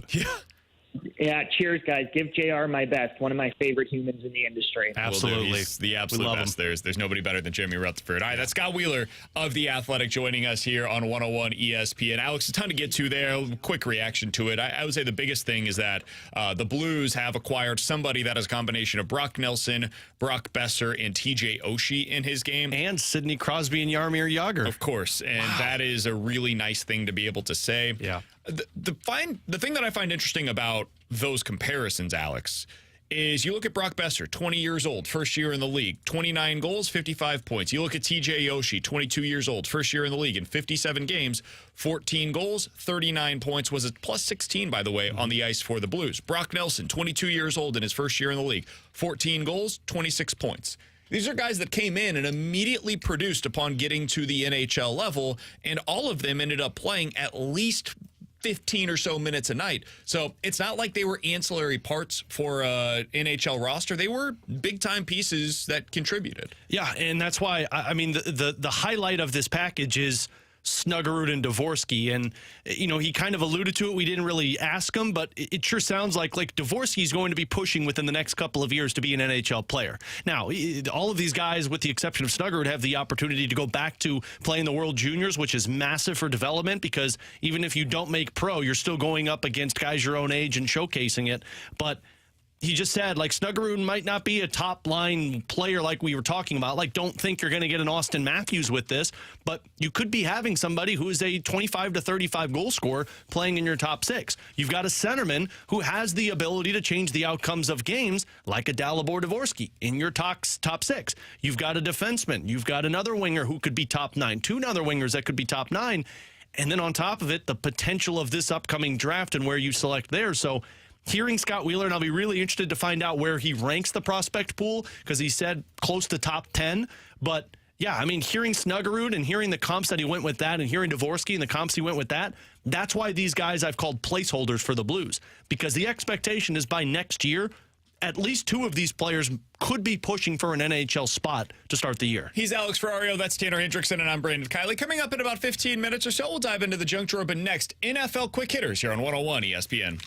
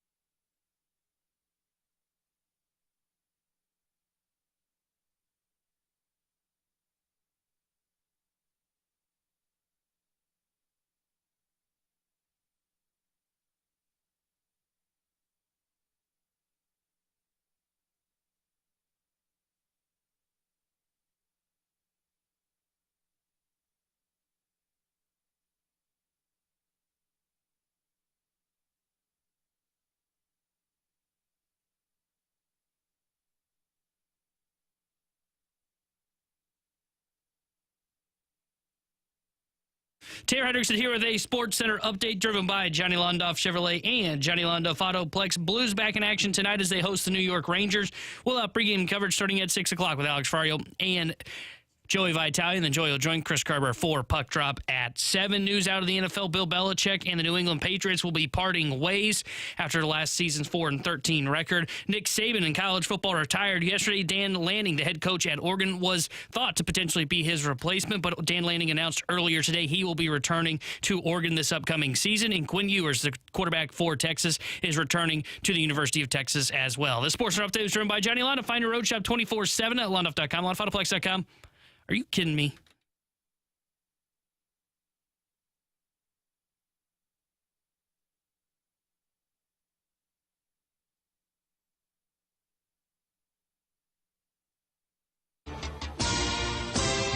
Alongside Alex and T-Bone on BK, it's time for some NFL quick hitters. Guys, let's start with this. I heard it on the Fast Lane yesterday. I want to get your impression on it. Who is the player, the person that has the most at stake this year in the postseason? This could be good, could be bad, could be Hall of Fame pedigree, could just be a contract, the eyes of fans. Who is the guy that has the most at stake this postseason in your mind? Man, when you asked that question, I was like, oh, man, that's a good question.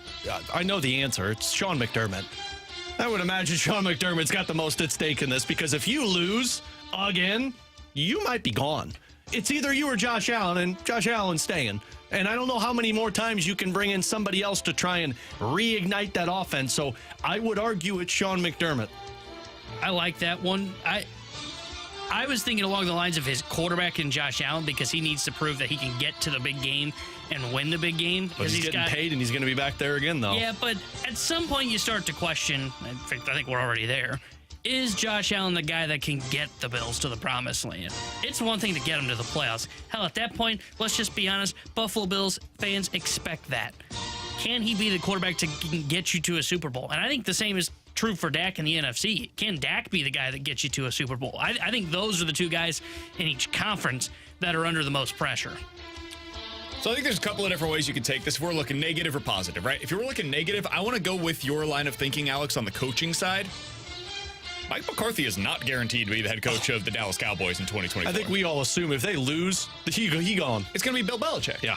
Jerry Jones will do everything he can to make sure that Bill Belichick is the head coach of the Cowboys by the start of next season if they lose early in this postseason. Man, if they lose to the Packers, yeah, Mike McCarthy, goodbye. See ya. You're done.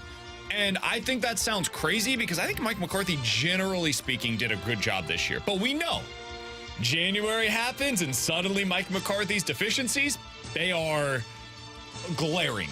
And it'll be something that comes up at the end of a game and his roster's really great. And then you look at it and it's like, man, how did he screw up that last 2 minutes of a game? Almost happened to him against the Lions a few weeks ago. Zeke, you'd look great snapping that ball for us right here. So he's somebody that I would pay attention to in that regard. Another one, and it's different. It's not like losing your job or anything. And there's a lot of pressure on Lamar Jackson. It's time. Yeah. It is time for Lamar to come up big in a postseason because thus far, it's really the one thing that's missing from his resume. I can look at his supporting cast over the past few seasons and say, okay, I understand why his passing numbers were down.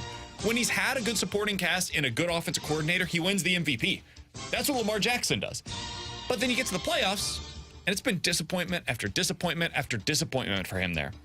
It's time for him to put it together because this AFC field is as bad as I've seen it in a number of years. They are the overwhelming favorite to come out of the AFC. The Chiefs are a shell of themselves. The Dolphins are hurt everywhere. The Browns have Joe Flacco at quarterback, and while it's a fun story, come on, man, it's Joe Flacco. The Texans, I think, are a fun team, but they're a year, maybe 2 years away. We've talked all year long about how the Bills are... They're super talented, don't get me wrong, but that defense isn't very good, and the offense turns the ball over left and right. And the AFC is there for the taking for the Ravens if they're willing to do it, and it comes down to if Lamar Jackson is capable of it. So he's somebody that I think has a ton of pressure this year. Here's another one I didn't think of. Would you say Tua's got pressure on him? That's the name I was kind of because if around. Miami struggles and you had that high-powered offense, and I know they're injured, but like if you got Mike McDaniel, if you got that offense, you got to sit there and say, like, Tua might not be the guy. I don't know who's under more pressure, Mike McDaniel or Tua, or maybe both. Because I like Mike McDaniel. I don't know what the pressure is, though, for McDaniel because of how injured they are. I think that it will be more than understandable for McDaniel if they end up losing in this game. Especially his defense is the reason. Missing 3 starting linebackers, 2 edge rushers, a cornerback. Your wide receiver 2 is hurt right now. Your running back 1 is hurt right now. You have an offensive line that all year long has been dealing with guys that are hurt, even if they're not injured. They've been in and out of the lineup. I think they had like 3 backups that played in recent weeks. I can't really hold it against him if they lose, even in the first round, and it's going to be like negative 20 degrees outside. So I'm not giving him a bunch of excuses. I'm saying I think these are actual explanations this time around. I think that's fair. The only reason that I threw his name into this, and I think it ties in with Tua, guys, we've talked about they're paper tiger. They beat everybody on their schedule that's bad. They go up against a team that's in the playoff field, and they like short circuit. They don't know what to do. Next year is the year that McDaniel's under pressure. I don't think he's there yet. I don't think that the pressure has hit him. If we go to the other side of things, we talk about who has the most to gain this year with a big-time playoff run. Who would you put in that category? Say Dan Campbell. I think Dan Campbell has at least wins one round. Like, if you beat the LA Rams, I think people start to really talk about Dan Campbell as being one of the top head coaches. The same way people treated Mike Vrabel those first couple of years in Tennessee, that's the stock Dan Campbell has if you can find a way to win one playoff round. I really like that one because I was kind of thinking Jared Goff because I think That's a good one. I was listening to a Rams/Lions podcast last night to get ready for the game. Lions are all in on Goff. Yeah. And I can tell you as a Rams fan, shocked. But he's played well, though. But, he does have the most to gain because his contract's getting ready to come up. He's played really well. But if he really struggles against the Rams, who know him best, I still think you can do better than Jared Goff. Jared Goff got the Rams to a Super Bowl, but he didn't play well in the Super Bowl. I don't know if he's a quarterback that's viewed as like a top 10 guy. Yet Detroit's approaching it like, hey, man, this is the dude. This is the guy. And I think he has a lot to gain with a successful playoff run. I got a few. I'll throw out a few of them quickly. First one, C.J. Stroud. If you come in and you immediately have a playoff run with this team as your supporting cast, I think C.J. Stroud immediately jumps. Alex, you said the other day you'd take him number 1, right? Mm-hmm. Among all of the quarterbacks, if you had to put him into a draft and you get him for the next 10 years and you're not considering any of the contracts, I think he starts to get into that conversation for me if he ends up going on a run this year in the postseason, similar to what we saw from Joe Burrow, where Burrow was like, oh, this guy's amazing. Like, first year that you're totally healthy and you go on this kind of a run, you beat the Chiefs in the playoffs, you come up with all of these big-time clutch moments. That is something that C.J. Stroud could put himself into the conversation with. The elite of the elite becomes something that we're talking about with C.J. Stroud with a playoff run. Josh Allen, if you go on a playoff run this year, you eliminate any of the questions. I can no longer come on here and talk about how Josh Allen, you can't win anything meaningful with him because of all of the turnovers. If he goes out and wins something meaningful. So those would be 2 that I would throw out there. Can I be a homer for a second now? Mahomes. Imagine if Patrick Mahomes leads this team to the Super Bowl. But Patrick Mahomes is still good. Can you imagine what the conversation will be if that happens? The receivers stink. The team has been a shell of itself all year. This would be like when Tom Brady won that last one with the Patriots, 2018-19. That team was not very good, dude. And they found a way. They came up with clutch moments in the postseason. Gronk had one last run with the Patriots in him. That defense stepped up in a big way. That was a rebuilding, retool, end of the era kind of a team for the Patriots. That's what this team feels like for the Chiefs. We're at the end of this Chris Jones, Travis Kelce, Patrick Mahomes era for the Chiefs. We're about to start the next era of whatever it looks like. I don't know if it'll be good, bad, indifferent, but we're at the end of that run. Can they do it one more time? I am betting on the no, a heavy no. I do not think they have that in them. I would be shocked if they win more than one game this postseason. But if they do, Chiefs fans going to be insufferable, and they'll deserve it because this is the team that should not go on a playoff run because they are so incredibly flawed offensively. Yeah, well, you could put those highlight reels of 5 years ago of Patrick Mahomes away, buddy. It's not happening. I'm with you. I agree. I do not think they will, which is why I think he will have a ton to gain in the remembrance of what this season was for Mahomes if he goes on that run. Would you throw Kevin Stefanski / Joe Flacco into this conversation?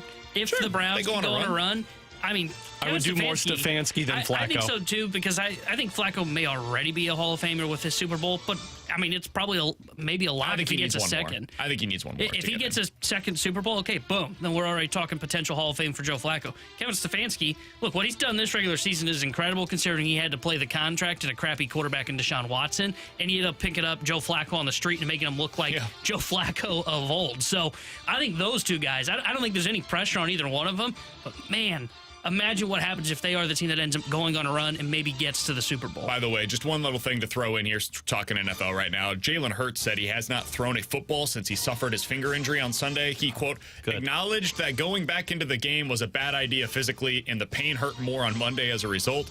Quote, everything is a challenge when you have a finger that is out of place. He assured that everything is progressing the right way, though. I really like Tampa on the money line this weekend. Lucky for Philly, that's a Monday game, so there's an extra day's rest. Yeah, I'm sure finger will be back in place because of that extra 24 hours. One day where I get to throw the ball makes me better off. If they were playing any other team in the NFC, I would pick that team. Imagine if they're playing in the cold, by the way. When the Rams, those fingers hurt even more. missed, I think, just one game this year because of a finger injury, and it was against the Packers, which almost cost the Rams in the playoffs, by the way, in their seeding and all that. I would pick the Packers, the Cowboys, the Rams, and the Lions all over the Eagles. All of them, regardless of where that game is played. They got the one team that I think they might be able to beat because the Bucs are every bit as frustrating offensively right now as the Eagles are. That game might end up with a 9-3 final score. Oh, I've already decided I'm taking the under on my 10-leg parlay. You should. Yeah, you absolutely should. Yeah, that's easy money, ladies and gentlemen, on the Circa Sportsbook app. Coming up in 10 minutes, we'll talk to Jimmy Snuggerud, in Blues forward prospect. We're going to talk to him coming off of a gold medal performance in the World Junior Classic. So if you want to hear from Jimmy Snuggerud, that will be the case coming up here in just about 10 minutes or so. Coming up next, we got to dive into the junk drawer with the top 10 sexiest American accents. We'll tell you where St. Louis ranks next here on 101 ESPN.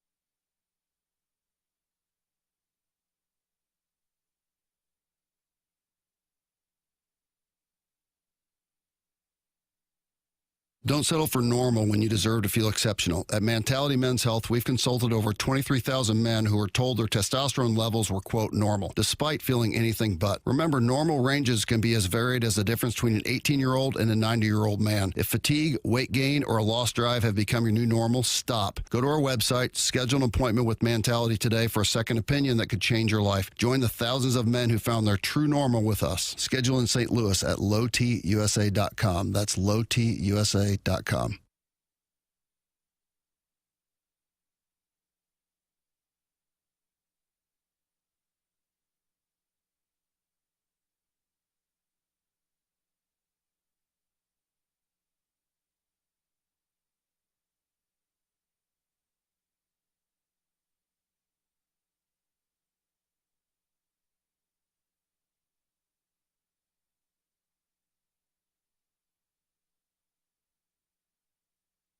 Bet like the pros with the world's largest sports book right at your fingertips. Circa Sports is now available in Illinois. Hi, I'm Derek Stevens. I've been a lifelong sports bettor, and I'm the owner of Circa Sports. We're excited that the Circa Sports app is now ready for action. Experience big app bets with high betting limits, tight money line splits, and more. Now you can download, fund, and bet like a pro from anywhere in Illinois. Download your new bookie today at circasports.com. If you or someone you know may have a problem with gambling, call 1-800-GAMBLER or text ILGAMB to 833-234.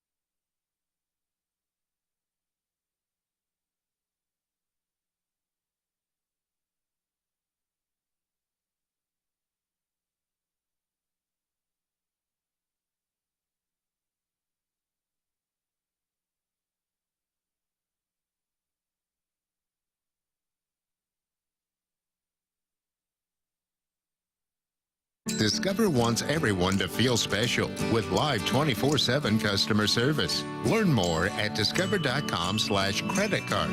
Limitations apply.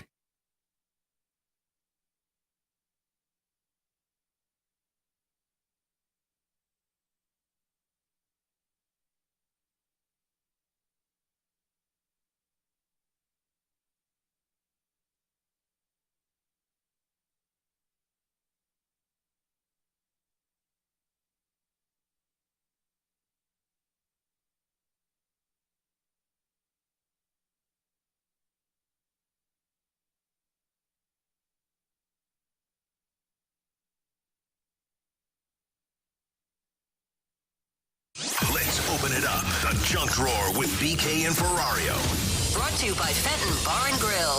Best trashed wings in Missouri. Dine in, carry out, 7 days a week.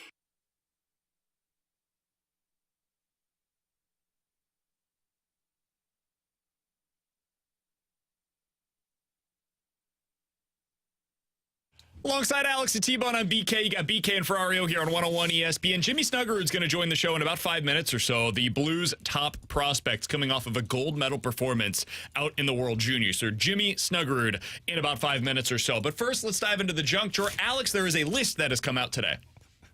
Sorry, I saw a text that responded to your tease about St. Louis being on this list and said nothing sexier than the person saying the word Washington. I also love the text that came in about Kerry Davis's read. I'll just leave it that. All right. What happened on his read? The sexiest American accents. That is the top 10 list that has recently been released, Alex. Okay. What would you say is your guess on number one? The quote-unquote sexiest American accent, according to a list, is what? I'd say a southern one. It's got to be a southern one, which makes me think Texas. Oh, Texas really? or like Georgia. I was going to say Alabama, Georgia, somewhere in that range. I would go Texas, though, because I think the lady kind like the Cowboys, which is why we do our roundup. Ding, ding, ding, ding, ding, Oh, ding, it is. ding, Okay, Number good. one is Texas. As we continue here, Did it say cities? Well, it's American accent, so. Oh, okay. I was going to say Texas. Texan accent is what they said. What would you guess are the other accents that are on this list? I'll tell you where they. New York's on here. Number three. That's the thing is, like, I can only think of like maybe 3 accents. Boston, is that separated from New Number York? 2. Minnesota. Okay. Not on the list. Oh, poor Jimmy Snuggerud's not going to come on now. Not on the list. Sorry, Snugs. One of these I didn't know had an accent. Louisiana. North Dakota. Louisiana, New Close, Orleans. not quite. Georgia? Bama. Nope. Mississippi. Oh, Mississippi. Okay. Mississippi Same has thing. 6 on this list. Same thing. Florida? God, I'm trying to think. Florida doesn't have an accent, though. Is there anything? Is there an accent in the Northeast? Like something in Washington, Seattle, Philly? Is that number 8 on this list? Oh, well, that was the Northwest. I said that's the Northeast. So yes, Philly. I thought you were talking about DC. Chicago? Chicago's at number 5. What is well your done. Chicago accent? I don't know. What's the freaking St. Louis accent? Is it what I'm saying right now? No, All right. you're only Illinois. You're Sody shop. So I don't think you're going to guess the rest of these. Number 1, Texan. Number 2, Boston. Number 3, New York. Number 4, Maine. I didn't know Maine had an accent. It's got to be like to the state. It's got to be considered Canadian, basically. I would imagine, right? 5 is Chicago. 6 Mississippi. You guys got all of those. 7 Hawaiian. I could see that. I didn't think of that When one. I hear Tua talk, I'm like, that is a great accent. I think it's more the appearance or more than it's the accent, though. Number 8, Philly. Number 9, St. Louis. What? And number 10, California. St. Louis, a What's top 10 California? accent in the country. I don't know. Is like I don't know what skater? St. Louis is. Is it? Well, I mean, I when do I know think it. Californian accent, I think Tyler Glasnow, interestingly enough. Oh, Just like laid back, surfer dude, that kind of thing. Yeah, that's kind of what I was thinking. Like It's punk more rock of a persona stuff. than it is like a Yeah, I was specific gonna say. accent. Let's be honest though. St. Louis should be higher up on this one. Like our think? accents are. Well, BK's isn't. His is Kansas City. He says cranes. Crown. What the hell is that? I say crown. Oh, sorry. To be worse. specific. But like, let's be honest here. Like, farty. Like, When I first got to Mizzou, my Creep car? first real experience around like a significant number of St. Louis people. And Didn't like I the way you was said that. shocked by the accent. Shocked Really? by it. Absolutely stunned. I mean, it's 3.5 hours away from where I grew up. I just assumed we would all speak the same, right? Nope. There is a specific Kansas City accent. Tarlet. There is a specific St. Louis accent, and it's with the A's and the O's. Like when you say mom, there are a lot of people in St. Louis that have a specific way that they say mom. Now, see, you just said it wrong. Mom. See, you almost sound like you have like an A in there almost. Mom. Yeah. It's a very specific thing to St. Louis. Really? I had no idea. Until I got to Mizzou. You say it closer towards the British side, like mum. I don't know. He is a little fancy. Pinkies up, am I right? But nobody can say the word tarlet like the way we can in St. Louis, or milk. Somebody said Boston? Boston? There is absolutely nothing sexy about the Boston accent. I'm just telling you about the list. That's Boston's accent is very annoying. So is Philly. You didn't like the come to the garden, Sanford. You come to the garden, Sanford. I'll meet you in the parking lot. Come to the garden. I think the New York accent's the best, personally. That's my favorite. I can't do it, and I love it. That's my favorite. That's as close to Italian accent as possible, so I'm with you. I wish I had a New York accent. He's Alex, that's T-Bone on BK. Coming up in 15 minutes, it's T-Bone's favorite segment of the week. We will play a game of Believe It or Not. We'll certainly sing on the air. That's coming up here in just a little bit. Jimmy Snuggerud, Blues top prospect, will join the show coming up next here on 101 ESPN. Yes, if this is Bally's and ESPN radio, please tell the people on there now that it's sports talk radio. We don't need to hear their opinions about food. And while we're at it, we're not going to need to hear about hairstyles, beards, the clothes that people wear either. Thank you.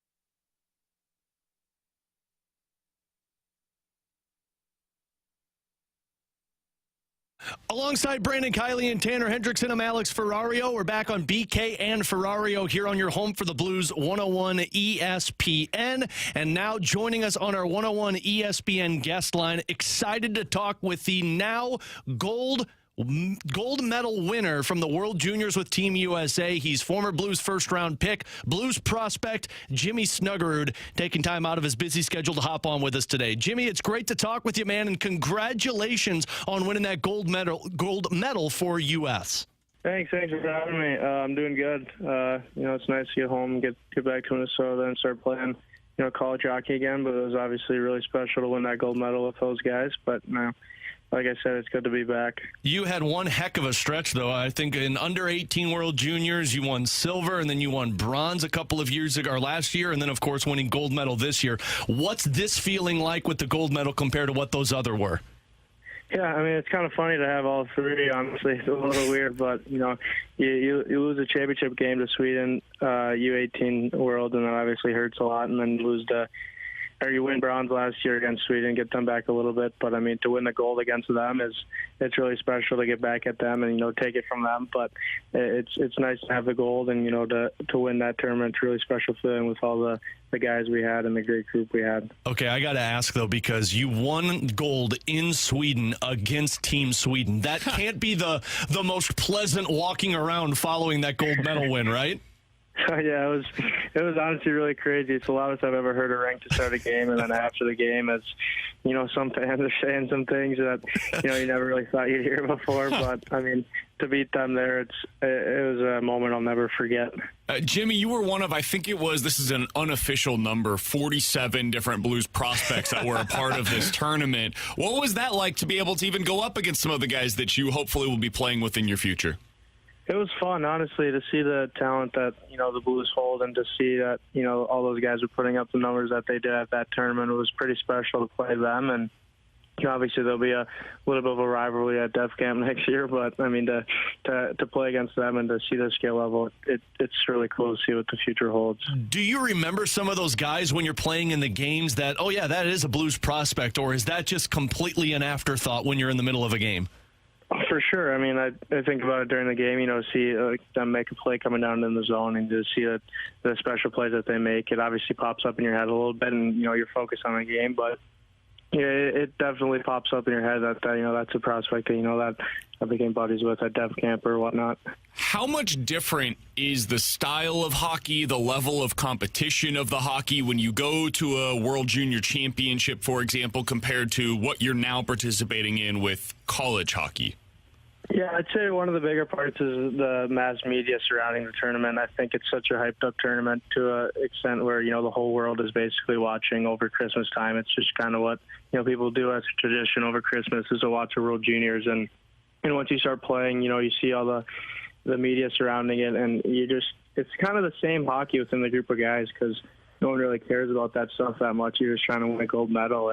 And college isn't extended until you get to the NCAA regional tournament, I guess. But that 3 weeks of being with your team, it's really productive on the media side of things. But I'd say the hockey it's pretty close to the same level. But once you get to the medal rounds, I'd say it's some pretty hard hockey, and the gold medal game was, up and down the ice really quick and really physical. We're talking with Jimmy Snuggerud, Blues prospect and member at University of Minnesota here on BK and Ferrario. Jimmy, you talked about getting back into the swing of things with college, and we've heard Doug Armstrong talk a little bit about it, but how different is this season for you at Minnesota compared to last year where, you were a part of that top line with Cooley and Nyes and both go on to go to the pros the rest of that season, and this year you're kind of the leader of that pack?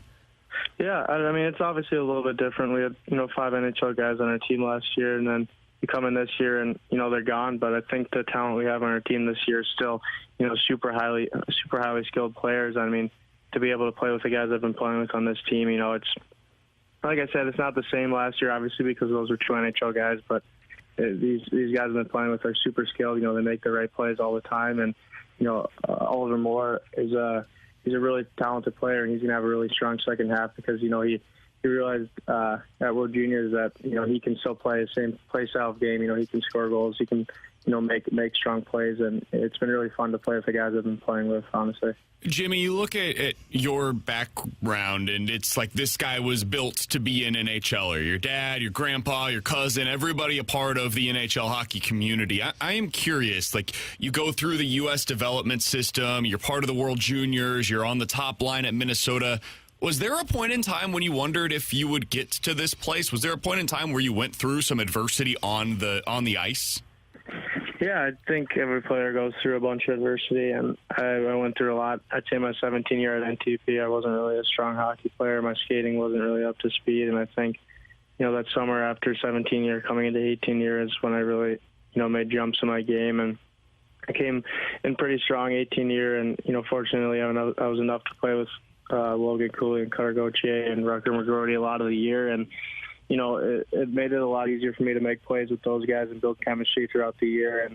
And then obviously I played with Cools last year again. But I think just kind of the adversity that, players face comes a lot in a player's career. And luckily enough, I was able to, face it as a pretty early young kid. But I think obviously I've made strides in those parts of my game, and I've been lucky enough to play with some really good players. What changed for you? What clicked? Was it something that you specifically worked on? How did you get to kind of fight through that?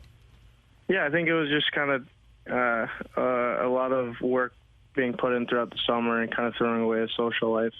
I think it was kind of just kind of focusing on strictly hockey and improving my game and becoming way stronger than what I was. And a lot of people helped me through that, a lot of trainers, a lot of coaches, and I give all the credit to them because they're the reason I'm in my feet where I am today, because they pushed me to get here. And I'd say if I didn't have the people that kind of pushed me to do these things, I wouldn't be here. And that a lot of credit to NTDP and a lot of credit to my home trainers.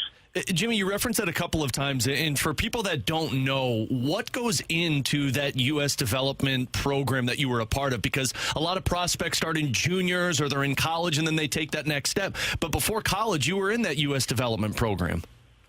Yeah, I mean, it's a fun, short 2 years. It goes by really quickly, and you meet those guys when you get their 17 year, and they become your brothers really quickly. And I'd say the staff there and the trainers there are all NHL level, and they know what it takes to build strength in young 16, 17-year-old kids in order to get them to the next level. And they did a great job of that. And you're on the ice a lot at the national team. You're practicing for an hour and a half, 2 hours a day, working out, and that's where you take strides in your game because you're away from home and you're not really the average person. You're kind of spending a lot of time on the rink, and you're there for one reason, and that's to become a better hockey player. And that's what they do really well at NTDP, is kind of prepare you for the next level. Again, we're talking a couple more minutes with Jimmy Snuggerud here on BK and Ferrario. So, Jimmy, you mentioned Cooley a couple of times, and now seeing him have success at the pro level, seeing Matthew Nyes have success at the pro level, does that give you confidence that when you take that next step, whether it's this season or next season, that you're going to step right in and have success? I'd say a little bit. I think it still takes a lot of work. Obviously, watching those guys, put up numbers and in the best league in the world is really cool to watch, and I'm really proud of them. But, I mean, obviously they're still putting in the work each and every day, and they work hard in the summer, and they're obviously at the best level, so they know what it takes to be there. So to learn from them and watch them has been really cool. Jimmy, final thing here from me. We try to get to know these guys off of the ice a little bit as well when we have the opportunity to do this. What are some of the things that you like to do? You mentioned how you kind of gave up your social life there for a while to become an NHLer, but what are the things that you like to do off of the ice? Yeah, I think I really love the golf. I think that's something that I tend to do a lot in the summer. I like to play pickleball, play softball, play with the Gopher guys, and kind of just spend time with guys away from the rink. I don't know. Obviously, hockey is a big part of my summer and a big part of doing things. But when I'm away from the rink, I like to do those things. Is there anything that you do that's not competitive? I was going to say. Is there ever a time where you're just like, you know what, I'm just going to sit back here and chill? I like to win. I like to do competitive things, Jimmy, that's all I needed to hear, man. I got a spot on my rec softball league. We need a ringer. So when you get to St. Louis, let me know. We're going to set a time for you to get out there with us. Get him set up at Chicken and Pickle, too. Yeah, you're going to be good to go. I'll tell you one more thing we'll leave you with, Jimmy. You mentioned a couple of different guys that you played with and playing with now. What I love about it is you, of course, drafted by the St. Louis Blues. A majority of these guys have been drafted by the Chicago Blackhawks. So you're teammates with them now. But, man, when you get to the NHL, it's going to be that rivalry once again. Oh, yeah, I know. It's funny to talk to those guys about that. Well, Jimmy, man, we were so excited to get to chat with you, man. Thank you so much for taking time out of your busy schedule. Again, congratulations on the gold medal. And I can speak for a lot of people in St. Louis listening right now. We are excited to, when you get to St. Louis, to see you in action. So good luck the rest of the way, man, and we can't wait to see you. Yeah, thank you very much. Thanks for having me.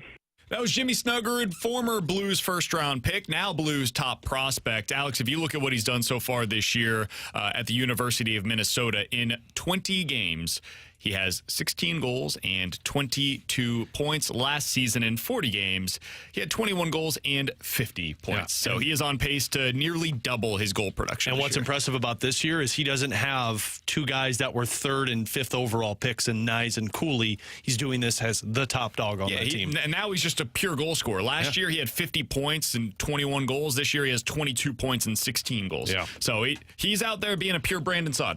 Not passing the puck. He's going out there to score. And what this team is missing right now, in my opinion, is a guy that just wants to go out there with a pure goal scorer's mentality. Yeah, is a Brock Besser. So when Scott Wheeler made that comp, it's like, how long did we talk last year about, like, you should trade for Brock Besser if he's available? I know yesterday on the Fast Lane, Jamie had a really good conversation, honestly, that you should go check it out. The podcast page, 101ESPN.com, the free 101 ESPN app is where you go to find it. It's all presented by Dobbs Tire and Auto Centers. They talked about the future of Jimmy Snuggerud, the immediate future at least, and whether or not you put him on that top line when he arrives. I think one thing got lost in translation a bit in terms of what we said and what they were reacting to, because we said, Alex, hey, I would be interested in giving him a shot with Robert Thomas. The reason why I would do that, Alex, is almost to protect Jimmy Snuggerud. Yeah. And I know that sounds weird because he's going to get the top matchups every night if you put him up there. But the reason why I say that is because I want him playing with somebody that's able to take the most advantage of his abilities. And Jimmy Snuggerud's best ability is his shot, his ability to score.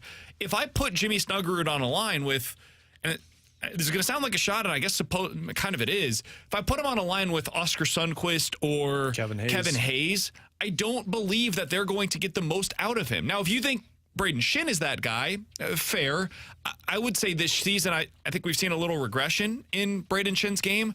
The best center that you have on this team by a wide margin is Robert Thomas. Yeah. And if I want to find a full evaluation of what Jimmy Snuggerud is, especially if the Blues are out of playoff contention, I would like to see him playing alongside Robert Thomas. And does that mean somebody else between Jordan Kyrou and Pavel Buchnevich are quote-unquote demoted? Yeah, it does.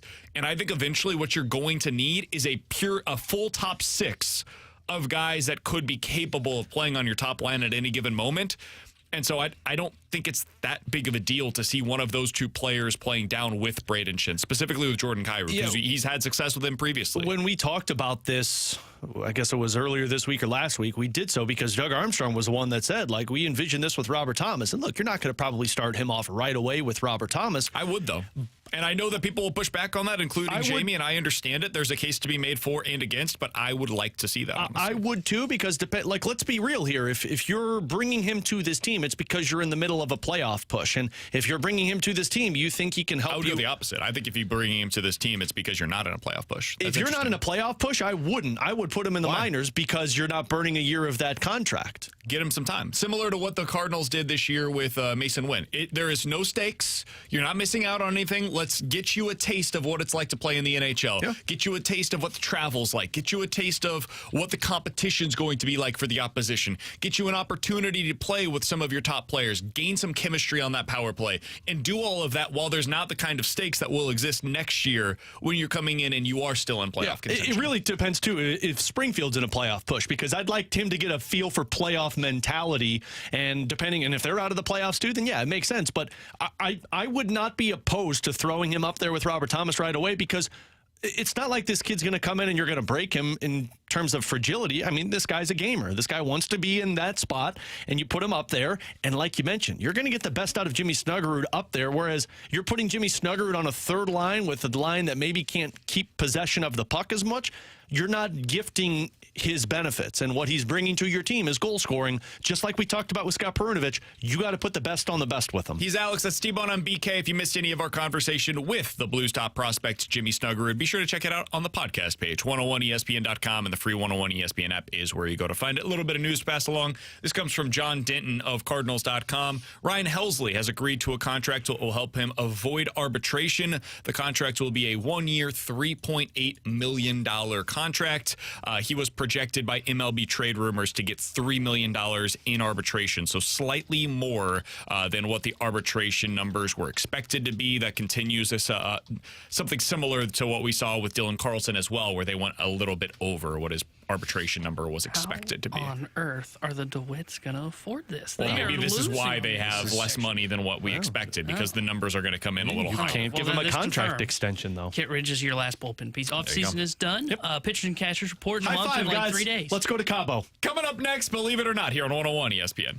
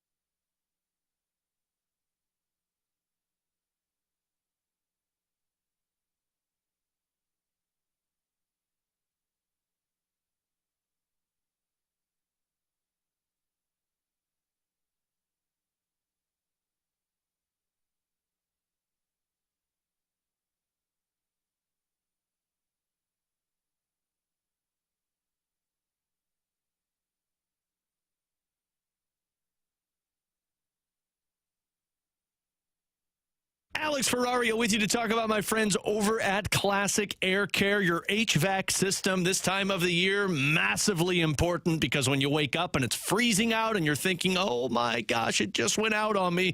That's why you need to have the right company. And Classic Air Care has been making people feel comfortable since 1926. And how about this on the Google review from Mary? From the initial call and the fixing the problem, things were great. My furnace was cold when I woke up, and Sean got there quickly to get my home warm again. The customer service is at its best with Classic Air Care. A 4.8 rating on Google. That's one of the thousands of reviews you will see about Classic Air Care, and I'm a major one because I've been using them for 6 years since I've owned a home. My parents have been using them for 31 years. I stay on the maintenance program, which means they come out every 6 months before I flip the heat on, before I flip the air on, to make sure my unit's good to go, and it's lasted up to like 27 years in my dad's house. So get the right people in charge of something important like your HVAC system. Use Classic Air Care. Tell them Alex Ferrario sent you. ClassicAirCare.com.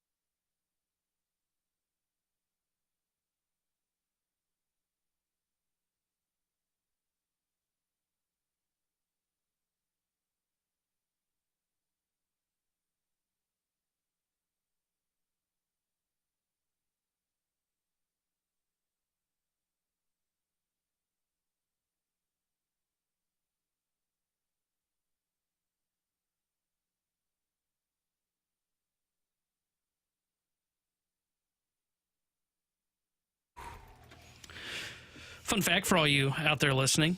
Jimmy Snuggerud said it's one of his favorite songs. Our rendition of it. Our rendition. Yeah, that happened. He Listens didn't say it in to the it all the interview. He said time. it off air. You have to believe me. Believe it or not, I'm walking on air. I never thought I could feel so free. Flying away on a wing and a prayer. Who could it be?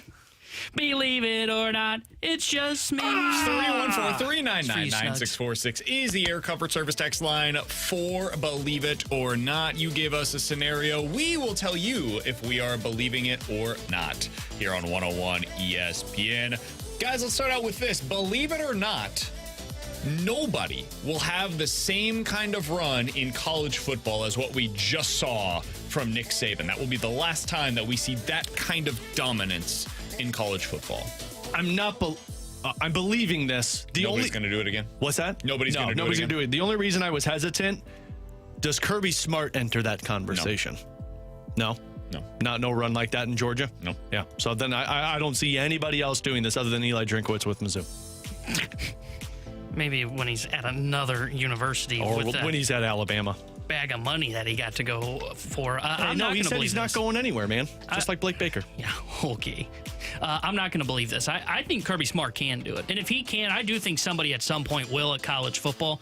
I think at the collegiate level, you can still build a dynasty. I don't think it's as hard. It is very hard, don't get me wrong, but I don't think it's as hard to do it as like in the pros where there are cap restraints. So I think somebody can do it. I do believe Kirby Smart could do it. I don't know if he will, but I think he can.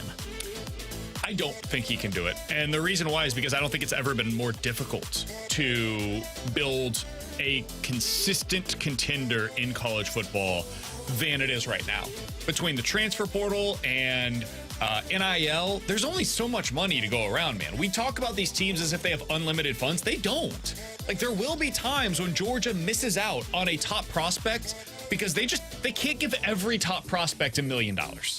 They don't have, you can't have an $85 million college football team. The top teams in college football, I think it was reported, are paying like $15 to $20 million for their rosters right now, which is a boatload of money. But you can't continue to do that year after year. And the other part of this is we're seeing it right now with Georgia. Man, they've got a lot of kids that entered the transfer portal. They've got guys that started for them that said, I can go get more money elsewhere. So the amount of depth that they have with those 4- and 5-star prospects, the top prospects quarterback that you talked about earlier, T-Bone, that decided, you know what, I'm going to switch my pledge from Georgia to Nebraska. I understand there were family ties from Nebraska. That wouldn't have happened 5 years ago because he just would have accepted his pledge to Georgia and maybe transferred 2 or 3 years down the road. Now he's saying, you know what, I can go get couple $1 million at Nebraska. I've got the family ties. That's worth it to me. So I don't think he will have the same amount of success at Georgia as Saban did at Alabama because I think it's harder to have that kind of success. Alex, what do you got? Believe it or not, guys, the Blues will be in the conversation to make a player trade at the deadline. I bring this up because a beat writer for the Vancouver Canucks reporting that the cost of Jake Gensel is a first-rounder, a top prospect, and a player. So, believe it or not, Blues will be in the market come trade deadline time to not only sell, but also buy. To buy, like somebody that will factor into their future plan. Correct. Doesn't have to be Jake Gensel. Could be anybody. I think they'll be in position to do something like that. I do not believe they will actually do it. So, and based on that, I'll say not believing it, but I think they should be. I would love to see them get in on the conversations for whether it's Gensel or another top player, Hannah Finn, somebody else. Let's add to this core. And you can do that at the deadline, and you can make that kind of similar to what they did last year on a lower stakes level with Vrana and Kapanen. They essentially got their offseason done at the trade deadline last year. I would like to see them do something similar. Can I get you guys real excited? I'll do some JP Morosi reporting for you guys. Sure, please. Leon Draisaitl, who's a free agent after next season. Mark Spector, who we had on yesterday or 2 days ago, whenever T-Bone was on hold for 15 minutes from his hotel, had a piece up on Sportsnet that talked with Draisaitl about, what that next step could be. And he said, look, it's up in the air. Who knows? His agent is former Blue, Mike Liut, and the general manager that drafted him is now a part of the front office team with the St. Louis Blues, Pete Chiarelli. Just leave that out there for everybody. Well, that was Morosi-esque. You're welcome. I'm glad you did that. Just enjoy that. I won't believe this, though. Oh, come on! I think they're going to be hesitant to be making any kind of deal that you just mentioned there, because I think they want to hold on to a lot of the prospects and picks that they have. I think they want to hold on to their assets. Last year it made sense because those are what we've called them stopgap guys. So like they got Vrana for what, like a 7th round pick and 50% of the salary was retained. I think they're probably sellers. I don't know how much of a seller they are. Depends on where they're sitting in the standings. Not sure they're adding much. I think they're going to wait till the offseason to be aggressive. I want to hear yours, T-Bone, but I want to get this one out there to follow up on the Blues side of things. Believe it or not, Kevin Hayes or Brandon Saad are traded at the deadline. Believe it. Rocky was asking me that before the show, if they get to the selling mode, which, by the way, like as much as they're in the playoff race, they're also bottom 9 in the National Hockey League. So same thing. You talk about the UFAs, Kapanen, Sundqvist, Marco Scandella. You got some RFAs that could be in the conversation. Scott Perunovic. But I think of guys with contracts, there's 3 that come to mind. And one would be Nick Leddy. And I think if Nick Leddy keeps playing 26 minutes a night and playing well against the other team's top lines, another team might find that interesting. But Brandon Saad has been a playoff performer in the past. And Kevin Hayes, I mean, we're not saying this. Sportsnet and Frank Saravalli both had it on their list saying he's playing better. And if a team wants him and the Blues eat 50% of his contract, that would be a deal. That'd be a good deal for a contender. If the Blues are willing to retain salary there. 3rd or 4th line center that's got experience. Next 2 years, he'll be making $1.7 million. For context, that's basically Alexei Toropchenko money. Kevin Hayes is worth $1.7 million. Is he worth 3.5?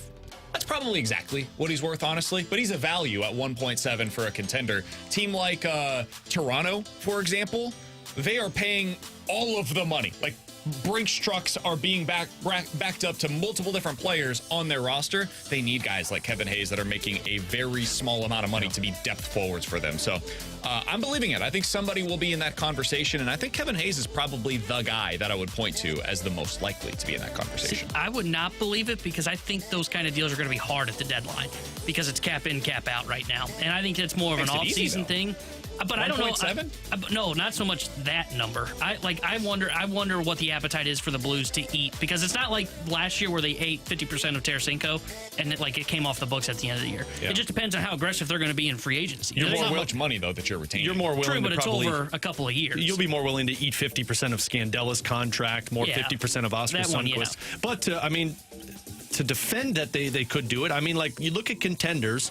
The cap space is very hard to come by right now, which is why you do it. Right, but like the Nashville Predators have $15 million, and if they're in a wild card spot, you don't think they would want one of a Kevin Hayes or a Brandon Saad to add depth to their scoring? But I would say he's more like Kevin Hayes is more likely to be, though, for one of those cap strapped teams, because the reason why you make a move like that if you're one of those teams is because he is so incredibly cheap as a bottom 6 forward.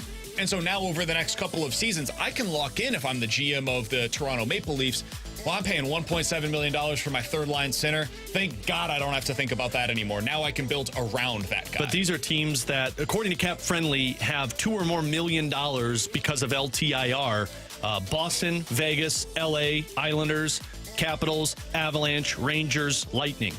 All of those teams have a lot of space. So, to your point, yes, cap-strapped teams, those are very ideal. But if you also have cap space to work with because of LTIR, could be another area to look at. T-Bone, what do you got? Guys, believe it or not, Bill Belichick repeats what Tom Brady did, goes to another organization, and wins another Super Bowl. Man, I'm going to say not, but I am fascinated by his next move. Absolutely fascinated by it. I think he's got a chance. Like, imagine if he goes to the Cowboys next year. Just imagine. You got Dak Prescott at quarterback, and look at all the talent that he has defensively. He has talked about how his favorite football player of all time is Lawrence Taylor. He coached him when he was with the Giants. Lawrence Taylor is his favorite guy. You know who the closest thing is that we've seen to Lawrence Taylor since Lawrence Taylor? It's Micah Parsons. And Micah Parsons is a game wrecker. Can you imagine him with Micah Parsons coming off of the edge and all of the creative things that Bill Belichick would be able to do defensively with that guy? Man, if he became the head coach of the Cowboys, I could totally see them going on a run. But that requires like 7 different pieces that I'm going up here, going A to B to C to D to E, eventually gets you to S.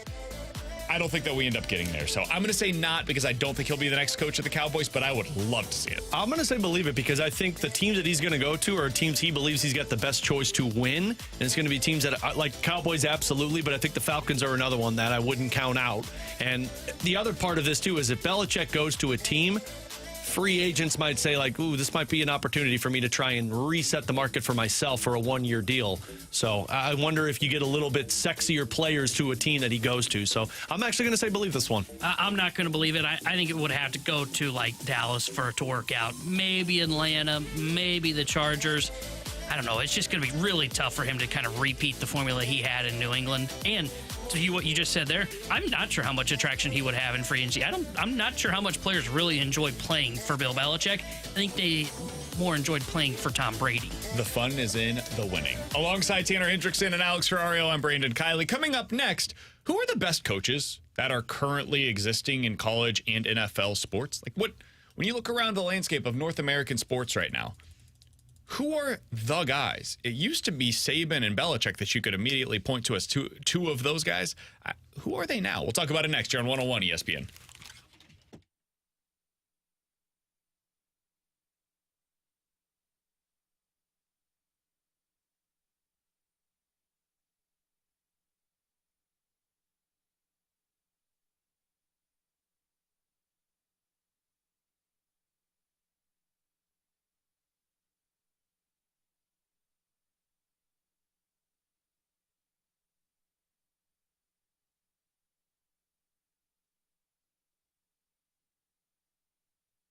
Hey, it's BK. You just couldn't pick a worse time to sell your home than right now. Sure, it's worth a small fortune, and that's great, but are you really going to swap that 2, maybe 3% interest rate and pay 7 or 8% on a new home?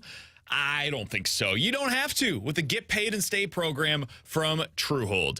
This is one heck of an opportunity for you. With the Get Paid and Stay program, Truehold's going to buy your home at its best current value, and you get to make all the cash, and you can continue staying in your home until those interest rates come back down, or just stay there as long as you'd like. It's totally your call. Plus, you won't have to pay the property taxes. You don't have to worry about the insurance. You don't have to pay for the upkeep any longer. That is all on Truehold to pay those expenses. Learn more about Truehold's Get Paid and Stay program by calling 1-855-300-9993 or visit them at Truehold.com for the smarter and faster way to cash out on your home's full value without having to move. That's Truehold.com.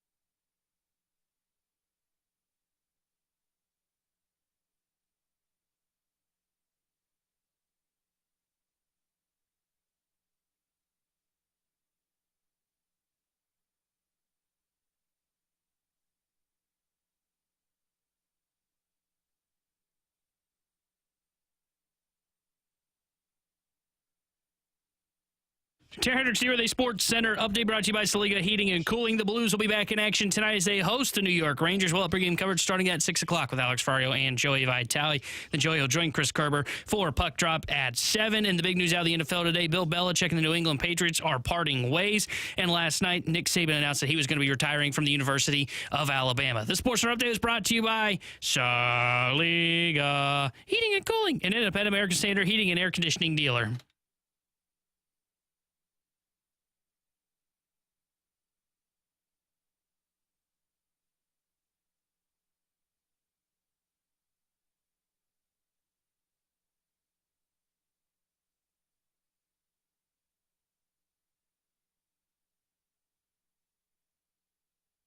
With Alex and T-Bone on BK, 314-399-9646 is the Air Comfort Service text line. Curious your guys' thoughts on this.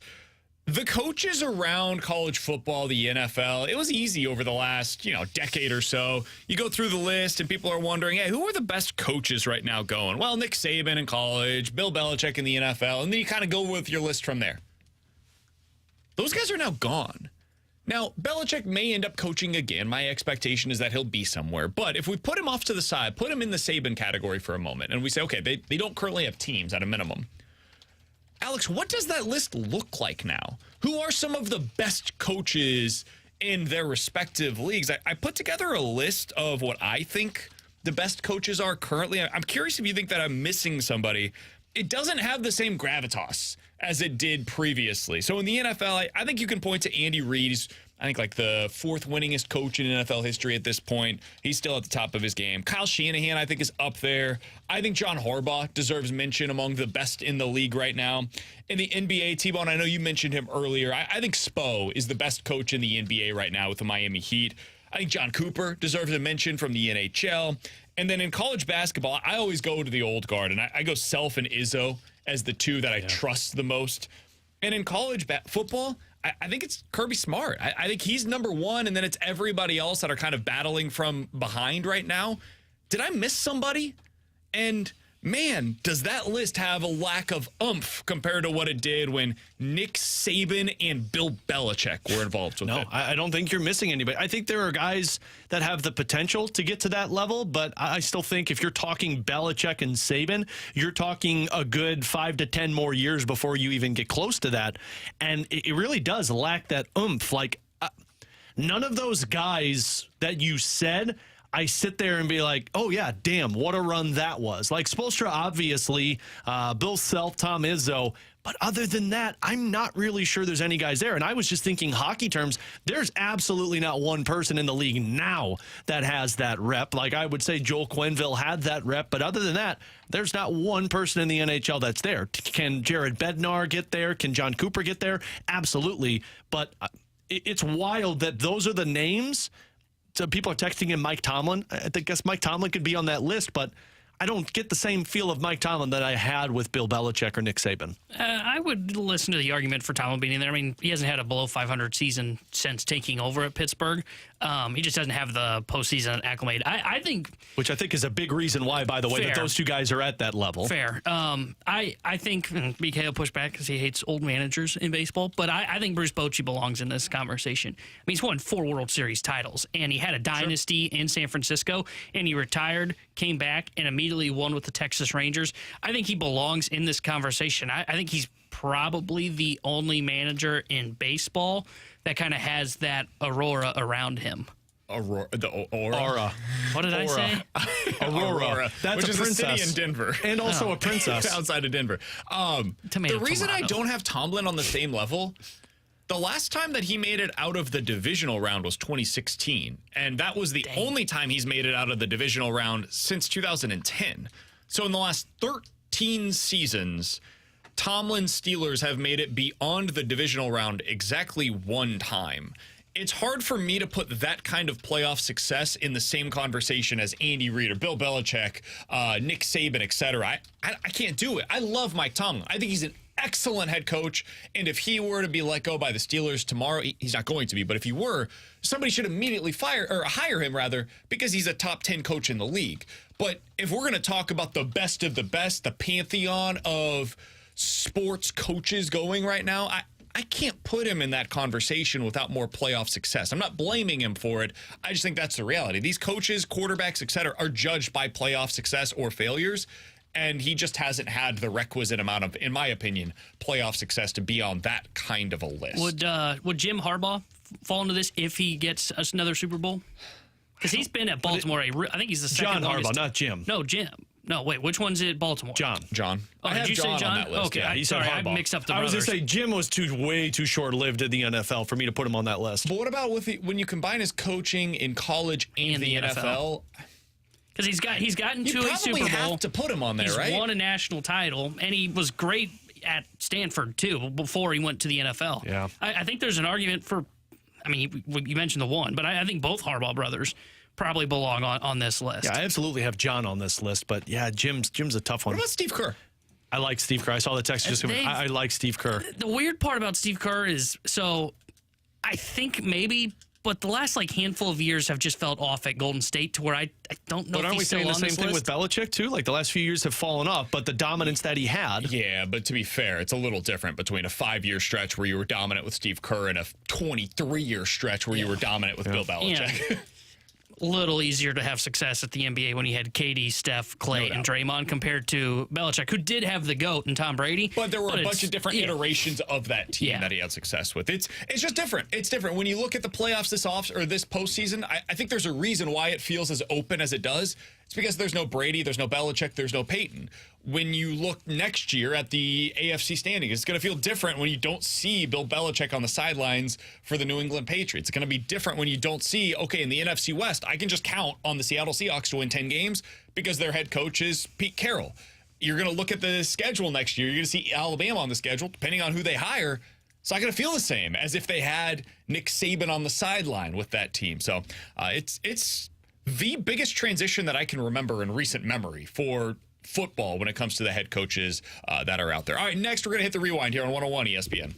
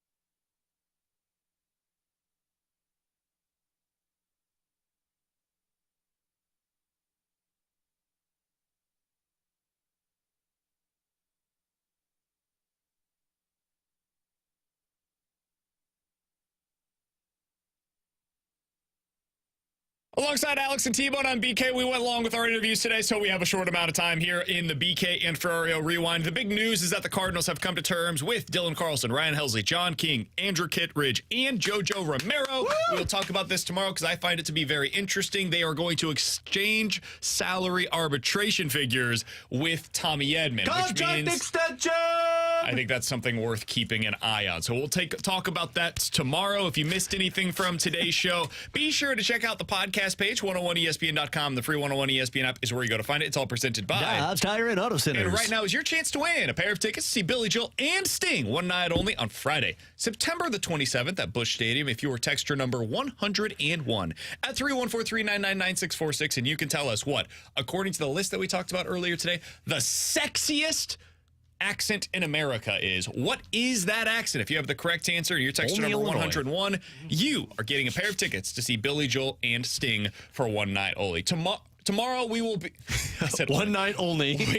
Tomorrow we will be joined by Buster Olney.